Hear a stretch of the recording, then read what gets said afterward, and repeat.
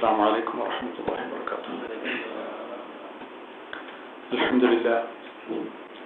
الحمد لله رب العالمين، والصلاة والسلام على أشرف المرسلين سيدنا وحبيبنا محمد صلى الله عليه وسلم. فإن خير الحديث كتاب الله، وخير الهدي هدي سيدنا محمد صلى الله عليه وسلم، وشر الأمور محدثاتها، وكل محدثة بدعة، وكل بدعة ضلالة، وكل ضلالة في النار.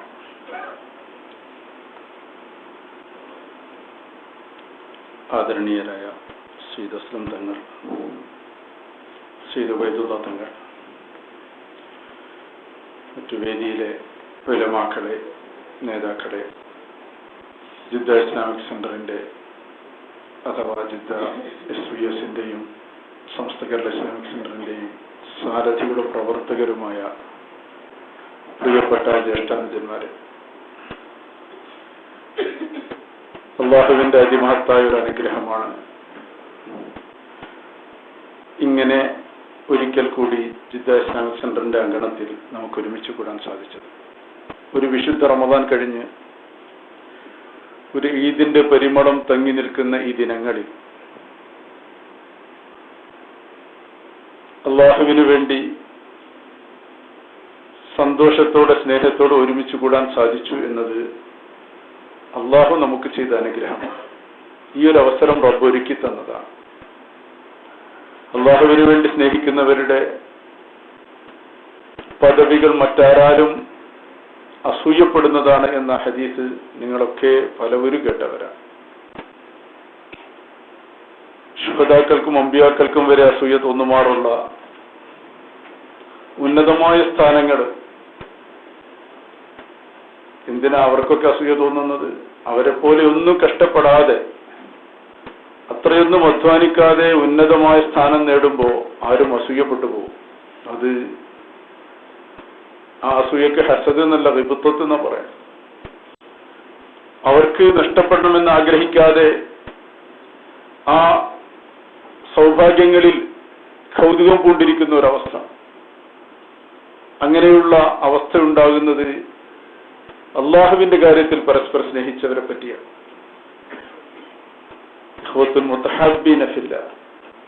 അള്ളാഹുവിന്റെ കാര്യത്തിലായി മറ്റു താല്പര്യങ്ങളില്ലാതെ റബ്ബിനു വേണ്ടി പരസ്പരം സ്നേഹിക്കാൻ സാധിക്കുക. അർശിന്റെ തണലും അള്ളാഹു നൽകുന്നതിൽ ഒരു വിഭാഗം അവരാണല്ലോ. റജുലാനി തഹാബ്ബ ഫില്ലാഹി ഇജ്തമഅ അലൈഹി വതഫറഖ അലൈഹി. അള്ളാഹുവിന് വേണ്ടി സ്നേഹിക്കുക എന്നത് സുഖമുള്ളൊരു ഏർപ്പാടാണ്. പക്ഷെ അതിന് മറ്റു താല്പര്യങ്ങൾ ഉണ്ടാകുമ്പോൾ സ്നേഹം വിശുദ്ധിയിൽ നിന്ന് അവിശുദ്ധിയിലേക്ക് മാറുകയാണ്. സ്നേഹത്തിന് മറ്റു താല്പര്യങ്ങൾ ഉണ്ടാകാൻ പാടില്ല. അള്ളാഹുവിന് വേണ്ടി മാത്രമായ സ്നേഹം, റബ്ബിന് വിചാരിച്ചു മാത്രം മറ്റൊരാളെ നമുക്ക് സ്നേഹിക്കാൻ സാധിച്ചാൽ അതാണ് ഏറ്റവും പരിശുദ്ധമായ സ്നേഹം. ജിദ്ദ ഇസ്ലാമിക് സെന്ററിൽ ഒരുമിച്ച് കൂടിയ നിങ്ങളെ ഈ ഒരു വികാരമല്ലാതെ മറ്റൊന്നും നയിക്കുന്നില്ല എന്നെനിക്കറിയാം. കാരണം ഈ സെന്റർ തുടങ്ങിയത് മുതലേ അങ്ങനെയൊക്കെയുള്ള കൂട്ടായ്മകളാണ് ഇവിടെ രൂപപ്പെട്ടു വന്നതും അന്നു മുതലേ ഞാൻ കണ്ടിരുന്ന പല മുഖങ്ങളും തന്നെയാണ് ഭാവഭേദങ്ങളില്ലാതെയും ഇന്നും എനിക്ക് കാണാൻ പറ്റുന്നത്. അതുകൊണ്ട് തന്നെ നേരത്തെ മഗ്‌രിബിന് മുമ്പ് വിങ്ങുകളുടെയും പ്രവർത്തകരുടെയും ഒരു യോഗമുണ്ടായിരുന്നു. അതിൽ ഞാൻ പറഞ്ഞതുപോലെ വട്ടമിട്ടിരുന്ന ആ കൂട്ടത്തിൽ വേർതിരിച്ചറിയാതെ ഒരാളായിരിക്കാൻ തന്നെയായിരുന്നു എന്റെ തീരുമാനവും താല്പര്യവും. പക്ഷെ ആരൊക്കെയോ എന്നെ ഒരു ഗൾഫ് റിട്ടേണിയാക്കി മാറ്റുകയാണ്. സ്വയം ഞാനതിന് സന്നദ്ധനാവുന്നില്ല എന്നതാണ് എന്റെ മനസ്സ് നിങ്ങളുടെ മുമ്പിൽ സമർപ്പിക്കുന്നത്. അതുകൊണ്ട് തന്നെ ആ നാട്ടിൽ ചെന്നിട്ടും മറ്റൊരു ജോലിക്ക് പോകാൻ മനസ്സ് കൂട്ടാക്കുന്നില്ല. അതൊക്കെയും ഞാൻ ഗൾഫിൽ നിന്ന് തിരിച്ചു വന്നു എന്ന ഒരു ബോധ്യത്തിന്റെ അടിവരയോ അടിക്കുറിപ്പോ ആവുമെന്നതുകൊണ്ട് തന്നെ ഞാൻ നിങ്ങളോടൊപ്പമുണ്ട് എപ്പോഴും. ഇടയ്ക്കിടെ ഇവിടെ വരാറുണ്ട്, കാണാറുണ്ട്, സംസാരിക്കാറുണ്ട്. എന്തിനാണ് നിങ്ങൾ എന്നെ അങ്ങനെ വകഞ്ഞു മാറ്റുന്നത് എന്ന് എനിക്ക് അറിഞ്ഞുകൂടാ. നബി സല്ലല്ലാഹു അലൈഹി വസല്ലം തങ്ങൾ പറഞ്ഞു, ലൗലൽ ഹിജ്റത്തു ലകുൻതു റഅൻ മിനൽ അൻസാർ. ഹിജ്റ ഇല്ലായിരുന്നുവെങ്കിൽ ഞാൻ അൻസാരികളിൽപ്പെട്ട ഒരാളാകുമായിരുന്നു എന്ന് പറഞ്ഞതുപോലെ ഇങ്ങനെയുള്ള ചില നിയോഗങ്ങൾ, കൃത്യമായി പറഞ്ഞാൽ എന്റെ ഉമ്മയുടെ അടുത്ത് നിൽക്കണമെന്ന ആഗ്രഹമില്ലായിരുന്നെങ്കിൽ ഈ ജിദ്ദ വിട്ടു പോകാൻ എനിക്ക് മറ്റൊരു ന്യായങ്ങളുമില്ല. പക്ഷെ അപ്പോഴും ഹറമുകൾ മാടി വിളിക്കുമ്പോൾ, ഈ അനുഭവങ്ങൾ മനസ്സിന്റെ നിരന്തരമായ ചോദനയാകുമ്പോൾ, കടന്നു പോകാൻ കഴിയാത്ത വികാരങ്ങളോടെ വീണ്ടും നമുക്ക് കടന്നു വരാനുള്ള ഈ ഭൂമി ഇതിലേക്ക് വരുമ്പോ, പിന്നെയും ഈ ഇടത്താവളത്തിൽ വന്ന് നിങ്ങളെ കാണുമ്പോ, നിങ്ങൾ എന്നെ ഇവിടെ നിന്ന് കടന്നുപോയ ഒരാളായി കാണുമ്പോ, അപ്പോഴും മക്ക വിട്ടുപോകുമ്പോ നബി സല്ലല്ലാഹു അലൈഹി വസല്ലം തങ്ങൾ പറഞ്ഞതുപോലെ പറയേണ്ടി വരുമോ എന്ന് തോന്നുകയാണ്. ലൗലാ ഖൗമുകി അഖ്റജൂനി, പ്രിയപ്പെട്ട മക്ക, നീയാണ് എനിക്ക് ഏറ്റവും പ്രിയപ്പെട്ട ഭൂമി. പക്ഷെ നിന്റെ ജനത എന്നെ പുറത്താക്കിയിരുന്നില്ലെങ്കിൽ മാ ഖറജ്തു, ഞാൻ പോകുമായിരുന്നില്ല എന്ന് പറയേണ്ട വിധം വൈകാരികമായ ഒരടുപ്പം ജിദ്ദയിലെ ഇസ്ലാമിക് സെന്ററിന്റെ പ്രവർത്തകരുമായി, മാനസികമായ ഒരടുപ്പം സ്വാഭാവികമായി ഉണ്ടായിത്തീരുകയാണ്. ഞാൻ പറഞ്ഞു വന്നത് അള്ളാഹുവിന് വേണ്ടി അല്ലെങ്കിൽ പിന്നെ എന്തിനു വേണ്ടിയാ നമ്മൾ അറിഞ്ഞതും കണ്ടതും? നിങ്ങൾ ഈ കാണിക്കുന്ന ആദരവുകളോ അംഗീകാരങ്ങളോ ഒക്കെ ഒന്നും അർഹിക്കുന്നില്ല എന്ന തിരിച്ചറിവോടുകൂടി, ഒന്നുമില്ലല്ലോ, നിങ്ങൾക്കറിയാമല്ലോ, ഈ വേദിയിൽ കസേരയിൽ നിന്ന് ഇറങ്ങിയിരിക്കാനല്ലാതെ കസേരയിൽ പോലും ഇരിക്കാൻ അർഹതയില്ലാത്ത എന്നെ നിങ്ങൾ എന്തിനാണ് പിന്നെയും ഇങ്ങനെ ഒരു പ്രഭാഷകൻ, മറ്റൊന്നുമല്ലല്ലോ, ഞാനൊന്നുമല്ല. പക്ഷെ ഒരു സ്നേഹം, മനസ്സിന്റെ ഒരു സ്നേഹം. ഈ ഇസ്ലാമിക് സെന്ററിന്റെ ഒരുപാട് നാടുകളിലെ കാലഘട്ടങ്ങളിൽ ഇവിടെ ഉസ്മാൻ സാഹിബ് പറഞ്ഞതുപോലെ കാലങ്ങളൊക്കെ ഒരുപാട് മാറിപ്പോയി, രീതികൾ മാറി, ടെക്നോളജികളിൽ ഒരുപാട് മാറ്റങ്ങൾ വന്നു. ഇവിടെ ഒരു കാലത്ത് ഖുർആൻ ക്ലാസ്സിന് വേണ്ടി ഒരു ടച്ച് സ്ക്രീൻ എന്നത് എൻ്റെ ഒരു സ്വപ്നമായിരുന്നു. അന്ന് ടച്ച് സ്ക്രീൻ ഉണ്ടായിരുന്നില്ല. അന്ന് ഇന്നത്തെ പോലെ മൊബൈൽ പോയിട്ട് ടച്ച് സ്ക്രീനുകളുള്ള കമ്പ്യൂട്ടറുകളോ അല്ലെങ്കിൽ ടാബുകളോ ഉണ്ടായിരുന്നില്ല. എന്നിട്ട് ആകെ ഉണ്ടായിരുന്നത് കമ്പ്യൂട്ടറിന്റെ ഒരു സ്ക്രീനുകളിൽ ചിലത് ടച്ച് സ്ക്രീനായിട്ട്, ലാപ്ടോപ്പിൽ ടച്ച് സ്ക്രീൻ വരുന്നില്ല, മറിച്ച് സ്വന്തം സ്ക്രീനിൽ ചില അപൂർവം ചില അങ്ങനെ HP പോലുള്ള ചില കമ്പനികൾ ഇറക്കിയ അത് തേടിപ്പിടിച്ച് കൊണ്ടുവന്ന് ഉള്ള കമ്പ്യൂട്ടറിലെ ഡെസ്ക്ടോപ്പിൽ ഫിറ്റ് ചെയ്ത് എന്നിട്ട് ഇവിടെയൊക്കെ പാടെ വെച്ച്, അതുകൊണ്ട് ഇങ്ങനെ ഓരോ പേജുകൾ മറിച്ച് സൗകര്യത്തിന് അങ്ങനെ ക്ലാസ് എടുക്കാവുന്ന എല്ലാ ടെക്നോളജി, അന്നത്തെ ടെക്നോളജി നമ്മൾ ഉപയോഗപ്പെടുത്താൻ ശ്രമിച്ചിരുന്നു. പക്ഷെ ഞാൻ ആലോചിച്ചു പോകുന്ന അതല്ല, ഇന്ന് ഒന്നും വേണ്ട ഒരു മൊബൈല്. ഇപ്പോ അൽഹംദുലില്ലാഹ് ഇവിടെ തുടങ്ങിയ ക്ലാസ് അതുമാത്രമാണ് എന്റെ ജീവിതത്തിൽ എനിക്ക് നിലനിർത്താൻ പറ്റുന്ന ഒരു കാര്യം. നാട്ടിൽ എല്ലാ ഞായറാഴ്ചയും രാവിലെ ക്ലാസ് എടുക്കാറുണ്ട്, ഖുർആൻ ക്ലാസ്. ജിദ്ദ ഇസ്ലാമിക് സെന്റർ തുടങ്ങിയ ക്ലാസ്, അതാണ് നിലനിൽക്കുന്ന ഒരേ ഒരു ബാക്കി നിൽക്കുന്ന ഒരു സംഗതി, ഇതിന്റെ തുടർച്ച. ഇപ്പോ ഇവിടെ ഐപാഡാണ്. ഞാൻ ആലോചിക്കുകയാണ്, അന്ന് എന്തെല്ലാം പ്രയാസമായിരുന്നു. വലിയൊരു ഡെസ്ക്ടോപ്പ്, പിന്നെ അതിന്റെ മൗസ്, ഇതൊന്നും വേണ്ട, വെറുതെ ഇങ്ങനെ മറച്ചിട്ടാൽ ഏത് പേജുകളും മറഞ്ഞു പോകുന്ന, ഏത് സംവിധാനങ്ങളുമുള്ള ഒരു ലോകത്ത്. നമുക്കറിയാം, ഇന്ന് അച്ചാമില പോലെയുള്ള ഒരുപാട് വലിയ ലൈബ്രറികൾ, ആയിരക്കണക്കിനും പതിനായിരക്കണക്കിന് വോള്യങ്ങളുള്ള ഗ്രന്ഥങ്ങളൊക്കെയും ഇപ്പൊ ഈ കേവലം മൊബൈലിൽ തന്നെ ഇതിൽ തന്നെ ഉണ്ട്. അൽഷാമില വെറുതെ ടച്ച് ചെയ്താൽ നമുക്ക് ഏത് കിതാബുകളും ഏത് പുസ്തകങ്ങളും ഏത് ലോകത്തെ എൻസൈക്ലോപീഡിയകളും തുറന്നു വരുന്ന സംവിധാനങ്ങൾ. റബ്ബ് നൽകിയ ഈ സംവിധാനങ്ങളുടെ മുമ്പിലാണ് നമ്മൾ നിൽക്കുന്നത്. ഞാനിവിടെ തന്നെ പണ്ടപ്പോഴും സൂചിപ്പിച്ചിട്ടുണ്ട് എന്ന് തോന്നുന്നു. 8-10 വർഷം മുമ്പ് ഒരു ഹജ്ജ് വേളയിൽ മഹാനായ അത്തിപ്പറ്റ ഉസ്താദിന്റെ കൂടെ ഹജ്ജ് ചെയ്യുമ്പോൾ അദ്ദേഹം ഞങ്ങളോട് അന്ന് മൊത്തം സൗദിയുടെയും അതുപോലെ മറ്റു ഗൾഫ് രാഷ്ട്രങ്ങളുടെ ഒരു GCC കമ്മിറ്റി ഉണ്ടാക്കണമെന്ന് പറഞ്ഞ് മിനായിൽ വെച്ച് കൂടിയപ്പോ അവിടെ വെച്ച് അന്ന് അത്തിപ്പറ്റ ഉസ്താദ് ഞങ്ങളോട് പറഞ്ഞ ഒരു കാര്യം, ഞങ്ങളൊക്കെ പ്രവർത്തിച്ചു തുടങ്ങിയ കാലത്ത് ഒരു യോഗത്തിന് കത്തയക്കലായിരുന്നു. ഇല്ലെങ്കിൽ ഒരു കത്തയക്കും. ആ കത്ത് കിട്ടിയോ ഇല്ലെന്ന് അറിയാനൊന്നും വഴിയില്ല. യോഗത്തിന് ക്ഷണക്കത്തയക്കും, വരുന്നവര് വരും, അത് എഴുതി ഒട്ടിച്ച് സ്റ്റാമ്പ് ഒട്ടിച്ച് അയച്ച് കിട്ടിയെങ്കിൽ കിട്ടി, കുറെ ദിവസം കഴിഞ്ഞ് യോഗം കൂടും. അദ്ദേഹം അന്ന് പറഞ്ഞു, 5-8 വർഷം മുമ്പ് പറയുന്നത്. ഇപ്പോൾ കേൾക്കുന്നത് അതിൻ്റെ ഒന്നും ആവശ്യമില്ല, കമ്പ്യൂട്ടറിലൊന്നവിടെ നെക്കിയാൽ മതി, മൗസ് ക്ലിക്ക് ചെയ്യാന്നുള്ളതിന്റെ ഒക്കെ അവരുടെ ശൈലിയിൽ കമ്പ്യൂട്ടറിലൊന്നവിടെ നെക്കിയാല് കത്തൊക്കെ ഒറ്റ നെക്കുകൊണ്ട് എല്ലാവർക്കും കത്തവിടെ പോവും, അവർക്ക് അപ്പം തന്നെ കിട്ടും, അത് അവിടെ വായിച്ചിടണമെന്ന് ഇവിടെ നിന്ന് തന്നെ അറിയാനും പറ്റും. അങ്ങനെയൊക്കെയാണ് അത്ര ഇപ്പോഴത്തെ കാലം എന്നാണ് കേൾക്കുന്നത് എന്ന് പറഞ്ഞിട്ട് ഉസ്താദ് പറഞ്ഞു. അതാണ് ഇനി പറയുന്നതാണ് വിഷയം. ഉസ്താദ് പറഞ്ഞു, ഞങ്ങളോട് റബ്ബ് ചോദിക്കുക ഞങ്ങളുടെ കാലത്തെ സൗകര്യങ്ങളെ പറ്റിയാണ്, നിങ്ങളോട് ചോദിക്കുക ഈ സൗകര്യങ്ങൾ നിങ്ങൾ എങ്ങനെ ഉപയോഗപ്പെടുത്തി എന്നതാണ്. ഈ സൗകര്യം എന്ന് ഞാൻ പറഞ്ഞത് ഇലക്ട്രോണിക് സൗകര്യം എന്ന അർത്ഥത്തിലല്ല, ഇഷാറത്തിന്റെ ആണ്. അപ്പോ നമ്മൾ അവിടുന്ന് കുറെ പോന്നു. ഇന്നിപ്പോ ഇമെയിലുകളും വേണ്ടതില്ല, ഇമെയിലൊക്കെ ഒരു ഭാരമായി പോയി. ഒരു കാലത്ത് ഇതൊക്കെ വലിയ വിപ്ലവമായിരുന്നു. ഇന്ന് ആർക്കും അതിനൊക്കെ സമയം, ആരാ മെയിൽ തുറക്കുന്നത്? മെയിലൊന്നും തുറക്കാൻ സമയമല്ല, എല്ലാം വാട്സപ്പിൽ ഇങ്ങനെ വന്ന് നിൽക്കുകയാണ്. ഒരു പൈസ പോലും ചെലവില്ലാതെ. നെറ്റ് എല്ലായിടത്തും ഫ്രീ ആണ്. ഹോട്ട്സ്പോട്ടുകളും വൈഫൈകളും സംവിധാനങ്ങൾ മുഴുവൻ മുമ്പിൽ. വേണ്ടെന്ന് തോന്നിയാലും വാർത്തകളും വിശേഷങ്ങളും വന്നുകൊണ്ട് മൊബൈലുകളിൽ നിറഞ്ഞു നിൽക്കുന്ന കാലം. റബ്ബ് നമ്മളോട് ചോദിക്കുക ഇതിനെപ്പറ്റിയൊക്കെയാണ്. വരും തലമുറയോട് ഇതിനേക്കാൾ അഡ്വാൻസ്ഡ് ടെക്നോളജി ആയിരിക്കാം അവർക്ക്. ഓരോ അനുഗ്രഹങ്ങളും ഉപയോഗിക്കാനുള്ളത് തന്നെയാണ്. ഖുൽ മൻ ഹറമ സീനത്തല്ലാഹി അല്ലതി അഖ്റജ ലിഇബാദിഹി വത്തയ്യിബാതി മിനർ റിസ്ഖ്. അല്ലാഹു തആല നബി സല്ലല്ലാഹു അലൈഹി വസല്ലം തങ്ങളോട് ചോദിക്കുന്നത് തന്നെ, പറയുന്നത് തന്നെ ഖുൽ നബിയെ തങ്ങൾ പ്രഖ്യാപിക്കണമെന്നാണ്. മൻ ഹറമ സീനത്തല്ലാഹ്, ആരാണ് അല്ലാഹുവിന്റെ അലങ്കാരങ്ങളെ നിഷേധിക്കാൻ പോയത്? ആരാണ് അല്ലാഹുവിന്റെ സീനത്തുകളെ, അലങ്കാരങ്ങളെ ഹറാമാക്കിയത്? അല്ലതി അഖ്റജ ലിഇബാദിഹി, അവന്റെ അടിമകൾക്ക് വേണ്ടി അവൻ പുറപ്പെടുവിച്ച, റബ്ബ് നമുക്ക് വേണ്ടി അവന്റെ അടിമകൾക്ക് വേണ്ടി ഉണ്ടാക്കി തന്നതാണ് ഈ സംവിധാനങ്ങളും ഈ അലങ്കാരങ്ങളും ഒക്കെ. അത് അള്ളാഹു നിഷേധിച്ചിട്ടില്ല, ഹറാമാക്കിയിട്ടില്ല. വത്തയ്യിബാതി മിനർ റിസ്ഖ്, നല്ല ഭക്ഷണങ്ങളും.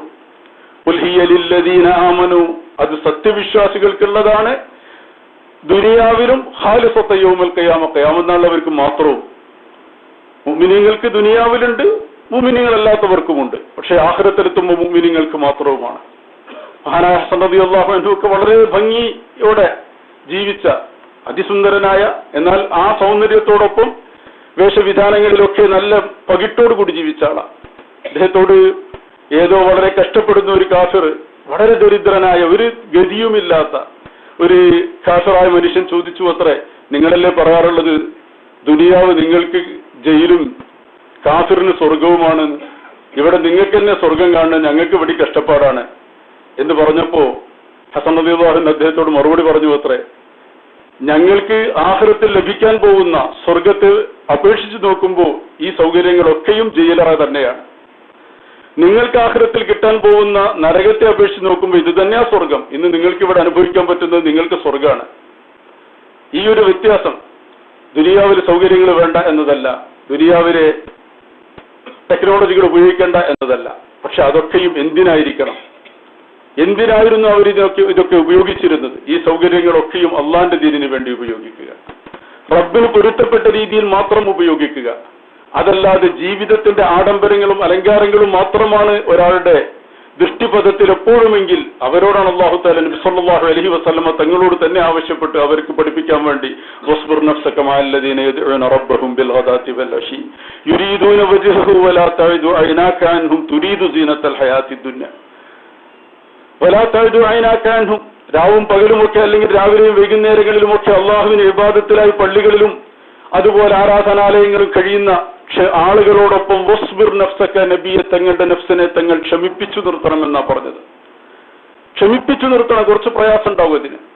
കഴിഞ്ഞ ഒരു മാസക്കാലം എന്തൊക്കെ പറഞ്ഞാലും പള്ളി അങ്കണങ്ങളിൽ രാവും പകലുമൊക്കെ അള്ളാഹുവിന്റെ വിശുദ്ധ കലാമ പാരായണം ചെയ്തു, അള്ളാഹുവിന്റെ ഇബാദത്തിലുമായി മുഴുകിക്കഴിഞ്ഞപ്പോ അത് മനസ്സിന് വലിയ ആനന്ദം നൽകുന്നു. പക്ഷെ ശരീരത്തിന് അതിൻ്റെതായ ക്ഷമ വേണ്ടിയിരുന്നു. ആ ഒരു ക്ഷമയാണ് അല്ലാഹു നബി സല്ലല്ലാഹു അലൈഹി വസല്ലം തങ്ങളോട് ആവശ്യപ്പെടുന്നത്. എന്നിട്ട് പറഞ്ഞു വലാ തഅദു ഐനാക അൻഹും, നബിയെ തങ്ങളുടെ രണ്ട് കണ്ണും അവരെ തൊട്ട് അങ്ങനെ കഴിഞ്ഞുകൂടുന്ന ആളുകളിൽ നിന്ന് തെറ്റിപ്പോവരുത്. തുരീദു സീനത്തൽ ഹയാത്തി ദുന്യ, ഭൗതിക ജീവിതത്തിന്റെ അലങ്കാരങ്ങളെ ഉദ്ദേശിച്ചുകൊണ്ട്, ഭൗതിക ജീവിതത്തിന്റെ അലങ്കാരങ്ങൾ, സീനത്തുകൾ അതുദ്ദേശിച്ച് ഇവരിൽ നിന്ന് കണ്ണു തെറ്റരുത്. രണ്ടും ഖുർആൻ തന്നെയാണ് പഠിപ്പിക്കുന്നത്. ഒരു വശത്ത് സീനത്ത് അല്ലാഹു തആല ഹറാമാക്കിയിട്ടില്ല എന്ന് പറഞ്ഞത് റബ്ബ് തന്നെയാണ്. ആരാ ഹറാമാക്കിയെന്ന് അല്ലാഹു ചോദിക്കുന്നത്. മറുവശത്ത് അത് തന്നെ ഒരു ലക്ഷ്യമാവരുത്. സീനത്ത്, ഭൗതിക ജീവിതത്തിന്റെ ഈ അലങ്കാരങ്ങൾ മാത്രം ഒരു ലക്ഷ്യമാവുക. എപ്പോഴും അതുതന്നെ എന്താണ് എന്റെ ജീവിതത്തിൽ ഇനി എനിക്ക് സൗകര്യം ഉണ്ടാക്കാൻ പറ്റുക, എന്താണ് ഇതിലേറെ എനിക്ക് ആഡംബരങ്ങൾ ഉണ്ടാക്കാൻ പറ്റുക എന്നൊരു ചിന്തയാവരുത്. അതുമാത്രമായി അതിനുവേണ്ടി മാത്രം ജീവിതം ചെലവഴിക്കരുത്. മറിച്ച് അള്ളാഹു നൽകിയ ഈ സൗകര്യങ്ങളൊക്കെയും റബ്ബിന് വേണ്ടി തിരിച്ചു കൊടുക്കാനുള്ള സംവിധാനങ്ങൾ. ജിദ്ദ ഇസ്ലാമിക് സെന്ററിലെ പ്രവർത്തകരോട് നേരത്തെയും ഇവിടെ പലരും സൂചിപ്പിച്ചത് അതൊക്കെയാണ്. ഒരുപാട് സൗകര്യങ്ങളുണ്ട്. അൽഹംദുലില്ലാഹ്, ഈ മഹത്തായ ഓഡിറ്റോറിയം, ഇവിടെ മഹാനായ തങ്ങളിപ്പോ നമുക്ക് ആത്മാർത്ഥമായ ഒരു ദുആ, ഇതൊക്കെയാണ് നമ്മുടെ സമ്പാദ്യം. എത്രയെത്ര മഹാന്മാരാണ് ഇവിടെ വന്ന് നമുക്ക് വേണ്ടി പ്രാർത്ഥിച്ചു തന്നത്. മഹാനായ സയ്യിദ് മുഹമ്മദ് അലി ശിഹാബ് തങ്ങൾ ഇതിന്റെ തൊട്ടു താഴെയായിരുന്നു അന്നത്തെ ഓഡിറ്റോറിയം. ഇവിടെ സൂചിപ്പിക്കപ്പെട്ടതുപോലെ ആരാലും ശ്രദ്ധിക്കപ്പെടാതെ ഒരു ചങ്ങലയിട്ട് ഒന്നിനും പറ്റാതെ കിടന്നിരുന്ന ഒരു കെട്ടിടമായിരുന്നു ഇത്. അത് അവിടുന്ന് മാറി അൽഹംദുലില്ലാഹ് അള്ളാന്റെ അനുഗ്രഹത്താൽ ഇത് സജീവമായ ദീനിന്റെ പ്രഭാഷണങ്ങളുടെയും പ്രവർത്തനങ്ങളുടെയും ഒരു സ്ഥിരകേന്ദ്രമായി മാറി. മഹാന്മാരായ ഒരുപാട് ആളുകൾ, മഹാനായ ശിഹാബ് തങ്ങളാണ് ഇതിന്റെ ഓഡിറ്റോറിയം താഴെ നിലയിൽ തുറന്നു തന്നത്. അവിടുന്ന് ഇങ്ങോട്ട് പിന്നീട് ഒരുപാട് വികസന പ്രവർത്തനങ്ങൾ ഇവിടെ നടക്കുകയുണ്ടായി. ഇതൊക്കെയും അള്ളാഹു തആല കബൂലാക്കുമാറാവട്ടെ. അതിനുവേണ്ടി കാലാകാലങ്ങളായി പ്രവർത്തിച്ച ഒരുപാട് പ്രവർത്തകർ പലരും കടന്നുപോയി. ഈ ദുനിയാവിൽ നിന്ന് തന്നെ കടന്നുപോയവരുണ്ട്. നമ്മുടെ അബ്ബാസ് മുസ്ലിയാരെ പോലെ ഒരുപാട് ആളുകൾ, ഞാൻ പേരെടുത്ത് പറഞ്ഞ അതും ഒരുപാട് ആളുകളുണ്ട്. മുസ്ലിയാരെ പോലെ അങ്ങനെ ദുനിയാവിൽ നിന്ന് തന്നെ പരലോകത്തേക്ക് കടന്നുപോയവരുണ്ട്. പ്രവാസ ജീവിതം നയിച്ച് മതിയാക്കി നാട്ടിലേക്ക് പോയവരുണ്ട്. യഥാർത്ഥത്തിൽ അല്ലെങ്കിലും എന്താണ് ഈ പ്രവാസവും എന്താണ് നിവാസവും ഒക്കെ തിരിച്ചറിയുന്നത് യഥാർത്ഥത്തിൽ മരണത്തോടെ. ദുനിയാവിൽ എല്ലാവരും പ്രവാസികളാണ്. നമ്മൾ ഗൾഫിൽ പോവുക എന്നതല്ല, തിരിച്ചു വിളിച്ചാൽ പോകേണ്ടി വരിക, തിരിച്ചു പോകാൻ പറഞ്ഞാൽ പോകേണ്ടി വരിക. അതില്ലാത്തിടത്ത് മാത്രമാണ് നമ്മുടെ ശരിയായ നിവാസം ആരംഭിക്കുന്നത്. അതുവരെയുള്ളതൊക്കെയും പ്രവാസമാണ്. ഒന്നിനും കാത്തിരിക്കാതെ തിരിച്ചു വിളിക്കുമ്പോൾ പോകേണ്ടവരാ നമ്മൾ. ഒന്നും പറഞ്ഞാലും ആരും അനുവദിക്കാൻ പോകുന്നില്ല. തിരിച്ചു പോകാൻ സമയമായാൽ തിരിച്ചു പോകണം ദുനിയാവിൽ നിന്ന്. വഇന്നൽ ആഖിറത ലഹിയൽ ഹയവാൻ. പരലോകം തന്നെയാണ് യഥാർത്ഥമായ ജീവിതം. അതിനുവേണ്ടി മാത്രമാണ് നമ്മളിവിടെ കടന്നു വന്നതും. ആ ഒരു ജീവിതത്തിലേക്ക് പോകാനുള്ള ഒരു ഗേറ്റ് വേയിലാണ് നമ്മളൊക്കെ ഉള്ളത്. അതുകൊണ്ട് തന്നെ ഇവിടെയായാലും നാട്ടിലായാലും എവിടെയായാലും എല്ലാം പ്രവാസം തന്നെയാണ്. എന്തായാലും സാഹചര്യങ്ങൾക്കനുസരിച്ച് കടന്നുപോയവര്, മാറിപ്പോയവര് ഒക്കെ ഒരുപാട് ഇസ്ലാമിക് സെന്ററുമായിട്ട് ബന്ധപ്പെട്ടവരുണ്ട്. അൽഹംദുലില്ലാഹ് ഇന്ന് കുറെ പുതുമുഖങ്ങളുടെ മുമ്പിലുണ്ട്. നന്നായി പ്രവർത്തിക്കാൻ എല്ലാവർക്കും അല്ലാഹു തആല തൗഫീഖ് ചെയ്യുമാറാവട്ടെ. ധാരാളം പ്രവർത്തകരുടെ ഒരു നല്ല വേദിയാണ് ജിദ്ദ ഇസ്ലാമിക് സെന്ററും. അതിനോടനുബന്ധിച്ച് ഇസ്ലാമിക് സെന്ററിന്റെ കീഴിലായി ഇവിടെ SYS-ഉം അതുപോലെ തന്നെ SKIC-യും നന്നായി പ്രവർത്തിച്ചുകൊണ്ടിരിക്കുകയാണ്. നിങ്ങളുടെ ആത്മാർത്ഥമായ പ്രവർത്തനങ്ങളെ കണ്ട് ആശീർവദിക്കുക അല്ലെങ്കിൽ സന്തോഷമാവുക എന്നതാണ് ഇതിലെ കടന്നു പോകുമ്പോൾ ഇനി ഞങ്ങൾക്കൊക്കെ ചെയ്യാനുള്ളത്. ഞാൻ നേരത്തെ പറഞ്ഞതുപോലെ നിങ്ങളിൽ ഒരാളായി ഇവിടെ തന്നെ ഉണ്ടാകണമെന്ന് ആഗ്രഹിക്കുന്നത് കൊണ്ടാണ് കൂടെ വരാൻ വീണ്ടും വീണ്ടും ആഗ്രഹിച്ചു കൊണ്ടിരിക്കുന്നത്. ഇൻഷാ അല്ലാഹ് വരണമെന്ന് തന്നെയാണ് ഇപ്പോഴും. തീർത്തു പോവാനല്ല, നിർത്തിപ്പോവാനല്ല, വരണമെന്നതാണ്. നിങ്ങളെക്കാൾ കൂടുതൽ ഹറമുള്ള കാലത്തോടെ നമുക്ക് അങ്ങനെയല്ലാതെ ചിന്തിക്കാനും പറ്റില്ല. തീർച്ചയായും ഇതൊരു വലിയ സൗഭാഗ്യമാണ്. ഇവിടെ നേരത്തെ തങ്ങളടക്കം അത് സൂചിപ്പിക്കുകയുണ്ടായി. ഉപരിതങ്ങളും അതുപോലെ അലിഫൈസിയും ഒക്കെ നേരത്തെ നിങ്ങളോട് കാര്യങ്ങൾ സൂചിപ്പിക്കുകയുണ്ടായി. ഹറം എന്ന വിശുദ്ധമായ ഈ അനുഗ്രഹം കടന്നുപോയവർക്കറിയാം ഇന്നത് നൽകുന്ന വേദനകൾ എന്താണ്. ഇപ്പോൾ ഇവിടുന്ന് 10 റിയാലോ 15 റിയാലോ ചെലവഴിക്കുകയോ അല്ലെങ്കിൽ ഇപ്പൊ പഴയ മാതിരിയല്ല. ഞാൻ അന്ന് വന്ന കാലത്ത് ശരിക്കും പറഞ്ഞാൽ ഒരു വണ്ടിയായിരുന്നു, ഒരൊറ്റ കാറ്. അന്നിവിടെ ആയക്കൂടി SYS-ന്റെ പേരിൽ ഓടാനുണ്ടായിരുന്നത്. SYS-നല്ല, ഒരു വ്യക്തി, ഒരാളെ കാറുള്ള ആളുണ്ടായിരുന്നുള്ളൂ. ഇന്ന് നിങ്ങൾ ആലോചിച്ച് നോക്കുക, എത്ര പേരാണ് നമ്മുടെ മലയാളികളിൽ സ്വന്തമായി വണ്ടിയും സൗകര്യങ്ങളും ഉള്ളവർ. കാലം എത്ര മാറിപ്പോയി. പ്രവർത്തിക്കാൻ എത്ര സൗകര്യം, ഫാമിലികളുള്ളവർ എത്രയാ. പണ്ടൊക്കെ അന്ന് അത്യപൂർവമായിരുന്നതൊക്കെ. ഒരുപാട് മാറ്റങ്ങൾ, നിയമത്തുകൾ അല്ലാഹു തആല ചെയ്തിട്ടുണ്ട്. സ്വന്തമായി വ്യാപാര സ്ഥാപനങ്ങളുള്ളവര്, സൗകര്യങ്ങളുള്ളവര്, നല്ല നല്ല ജോലിയുള്ളവര്. അന്നിതൊക്കെ അപൂർവ കാഴ്ചകളായിരുന്നു. അപ്പൊ ആ ഒരു കാലഘട്ടമൊക്കെ പിന്നിട്ട് ഇന്ന് നമുക്ക്, ഞാൻ പറഞ്ഞു വന്നത് 10 റിയാലല്ല, പലർക്കും വണ്ടി തന്നെയുണ്ട് സൗകര്യത്തിന് പോകാനും വരാനും ഒക്കെ. അല്ലെങ്കിൽ 10 റിയാലിന്റെ ദൂരമേ ഹറമിലേക്കുള്ളൂ. ഈ ഹറം എന്നത് നമ്മുടെ ഒരു വികാരമായി മാറ്റാൻ സാധിക്കണം. പലരും അങ്ങനെയാണ്, ഞാനത് അല്ല എന്നല്ല പറയുന്നത്. പക്ഷെ എത്രയായാലും മതിയാവാത്ത അള്ളാഹുവിന്റെ ഭവനമാണ്. റബ്ബിന്റെ ഭവനത്തെ ഒരാൾ ഇഷ്ടപ്പെട്ടാൽ ഓരോ രീതിയിലാണ് നമുക്ക് റബ്ബിനെ ഇഷ്ടപ്പെടാൻ പറ്റുക. ഏതെങ്കിലും ഒരു തലത്തിൽ നമുക്ക് റബ്ബിനെ ഇഷ്ടപ്പെടാൻ പറ്റണം. പെരുന്നാൾ അതിനാ. ഒരു മാസം നമ്മളെ അല്ലാഹു തആല ഒരു പ്രത്യേക രീതിയിൽ നിലനിർത്തിയിട്ട് ആ സന്തോഷം പങ്കിടുകയാണ് പെരുന്നാൾ ചെയ്യുന്നത്. യഥാർത്ഥത്തിൽ നബി സല്ലല്ലാഹു അലൈഹി വസല്ലം തങ്ങൾ ഒരിക്കൽ പറഞ്ഞു, റമദാനിന്റെ അവസാനത്തെ രാവ്, 29ന്റെ രാവ് അല്ലെങ്കിൽ അവസാനത്തെ രാവ്, ആ രാവിലാണ് അതുവരെ ആളുകളെ അല്ലാഹു തആല നരകത്തിൽ നിന്ന് മോചിപ്പിച്ചതിനേക്കാൾ കൂടുതൽ ആളുകളെ മോചിപ്പിക്കുക എന്ന്. നമ്മൾ പലപ്പോഴും ലൈലത്തുൽ ഖദറാണ് ഏറ്റവും പ്രധാനം എന്ന് വിചാരിക്കാറുണ്ട്. ലൈലത്തുൽ ഖദർ അവസാനത്തെ രാവാണെങ്കിൽ അത് ശരിയാണ്. അല്ലെങ്കിൽ ഈ ഹദീസിന്റെ അടിസ്ഥാനത്തിൽ ലൈലത്തുൽ ഖദർ അടക്കമുള്ള രാവുകളെക്കാൾ കൂടുതൽ ആളുകൾ അവസാന രാവിലും അല്ലാഹു തആല മോചിപ്പിക്കും. നബി സല്ലല്ലാഹു അലൈഹി വസല്ലം തങ്ങൾ അതിന് പറഞ്ഞ ന്യായം, ജോലി ചെയ്തവന് അവസാനമല്ലേ, ജോലി തീരുന്ന സമയത്തല്ലേ കൂലി കൊടുക്കുക എന്നാണ്.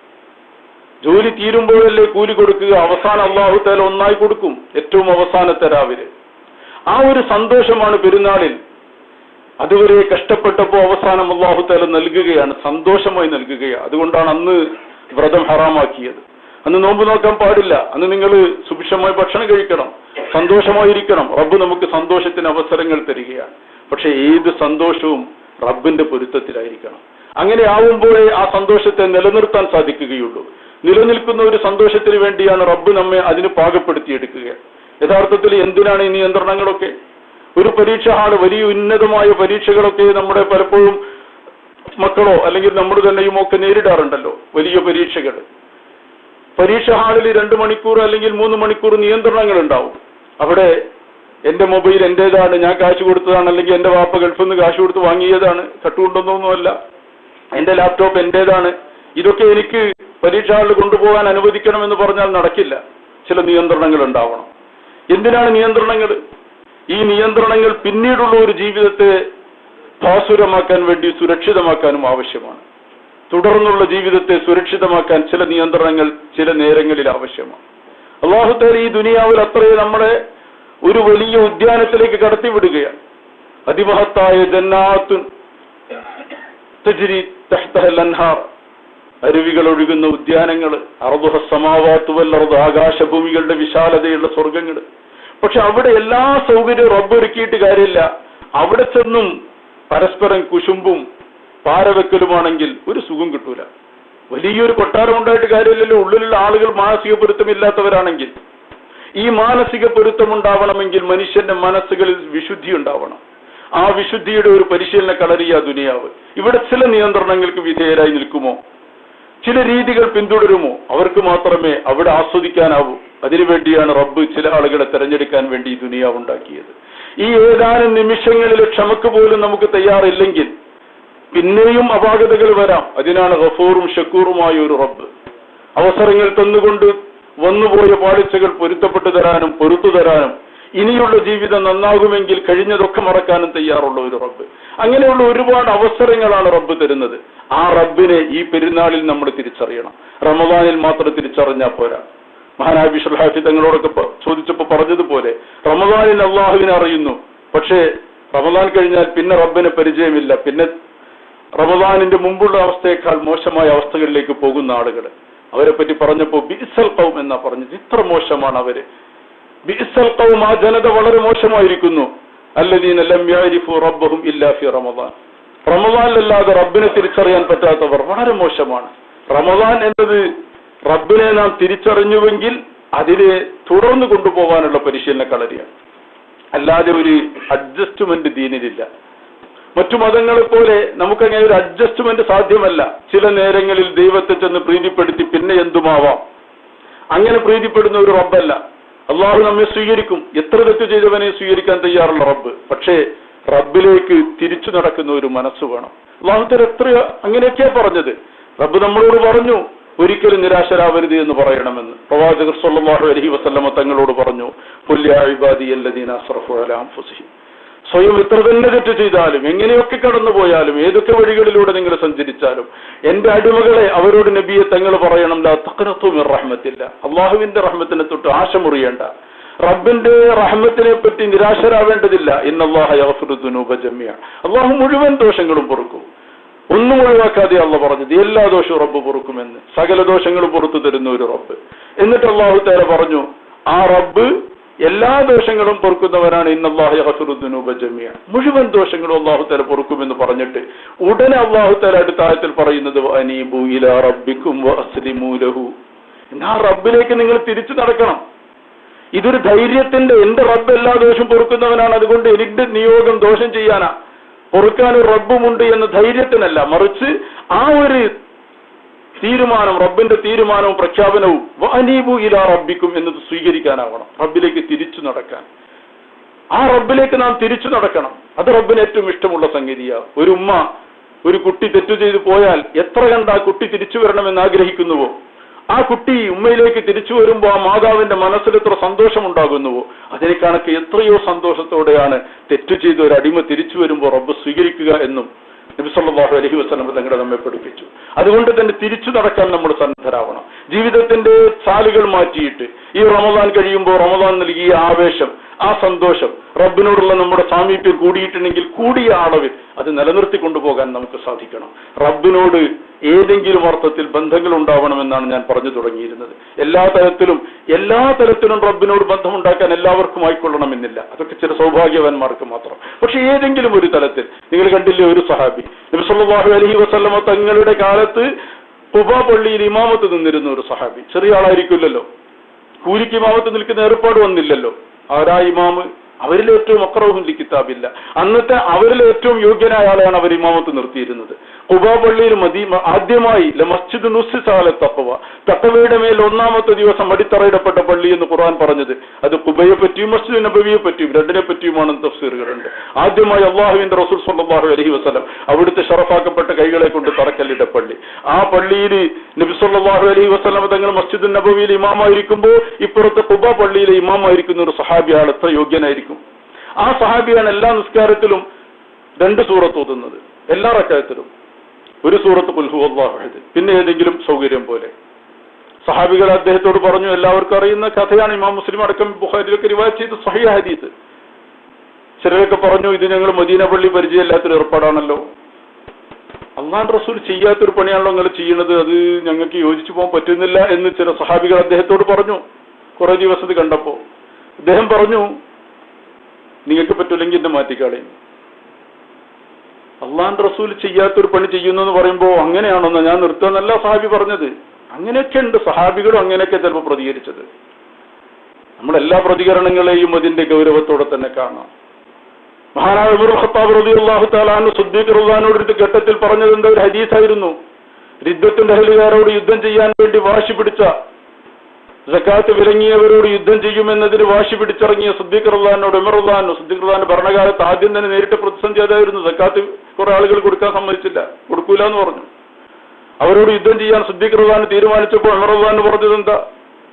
കൈഫ തുഖാതിലുൻ നാസ്, എങ്ങനെ നിങ്ങൾ അവരോട് യുദ്ധം ചെയ്യുക? വഖദ് ഖാല റസൂലുള്ളാഹി സ്വല്ലല്ലാഹു അലൈഹി വസല്ലം, അല്ലാഹുവിന്റെ റസൂൽ നമ്മളോട് എന്താ പറഞ്ഞത്?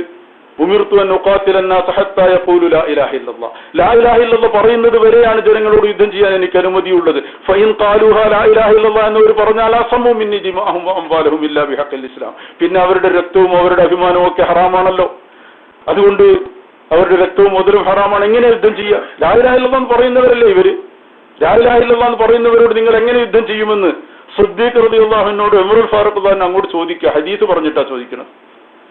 എന്താ സിദ്ദീഖ് റളിയല്ലാഹു അൻഹു പറഞ്ഞ മറുപടി? സ്വാഭാവികമായും ഉമർ ഈ ഒരു ഹദീസ് കേട്ടിണെങ്കിൽ ഞാൻ 2 ഹദീസ് കേട്ടിണെന്ന് പറയാൻ അധികാരമുള്ള ആളാണ് സിദ്ദീഖ് റളിയല്ലാഹു അൻഹു. കാരണം ഉമർ റളിയല്ലാഹുവിനേക്കാൾ നേരത്തെ മുസ്ലിമായ ആള്, ഉമർ റളിയല്ലാഹു അൻഹുവിനേക്കാൾ കൂടുതൽ സമയം റസൂലുള്ളാഹിന്റെ കൂടെ ഉള്ള ആള്. അതുകൊണ്ട് എനിക്കതിനേക്കാൾ കൂടുതൽ ഹദീസ് അറിയാം, ഞാൻ 2 ഹദീസ് ഓതിത്തരാം, അല്ലെങ്കിൽ ഞാനൊരു ആയത്ത് ഓതിത്തരാണ്, അങ്ങനെയൊക്കെ പറയാലോ. ഹദീസിന് ഹദീസ് കൊണ്ടല്ല ആയത്ത് കൊണ്ടല്ല മറുപടി പറഞ്ഞത്. സിദ്ദീഖുൽ അക്ബർ റളിയല്ലാഹു അൻഹു ഒരു പ്രഖ്യാപനം നടത്തുകയാണ് ചെയ്തത്. അല്ലാഹുവിന്റെ റസൂൽ സ്വല്ലല്ലാഹു അലൈഹി വസല്ലം തങ്ങളുടെ കാലത്ത് അവര് കൊടുത്തിരുന്ന, സക്കാത്തായി കൊടുത്തിരുന്ന ഒട്ടകങ്ങൾ, ആ ഒട്ടകത്തെ എനിക്ക് തരികയാണ്. പക്ഷെ അന്ന് അവർ ആ ഒട്ടകം കൊടുക്കുമ്പോൾ കഴുത്തിലൊരു കയറുണ്ടാവും, കെട്ടുകയറ്. ആ കെട്ടുകയറ് തന്നില്ലെങ്കിൽ അതിന്റെ പേരിൽ പോലും ഞാൻ യുദ്ധം ചെയ്യുന്നു.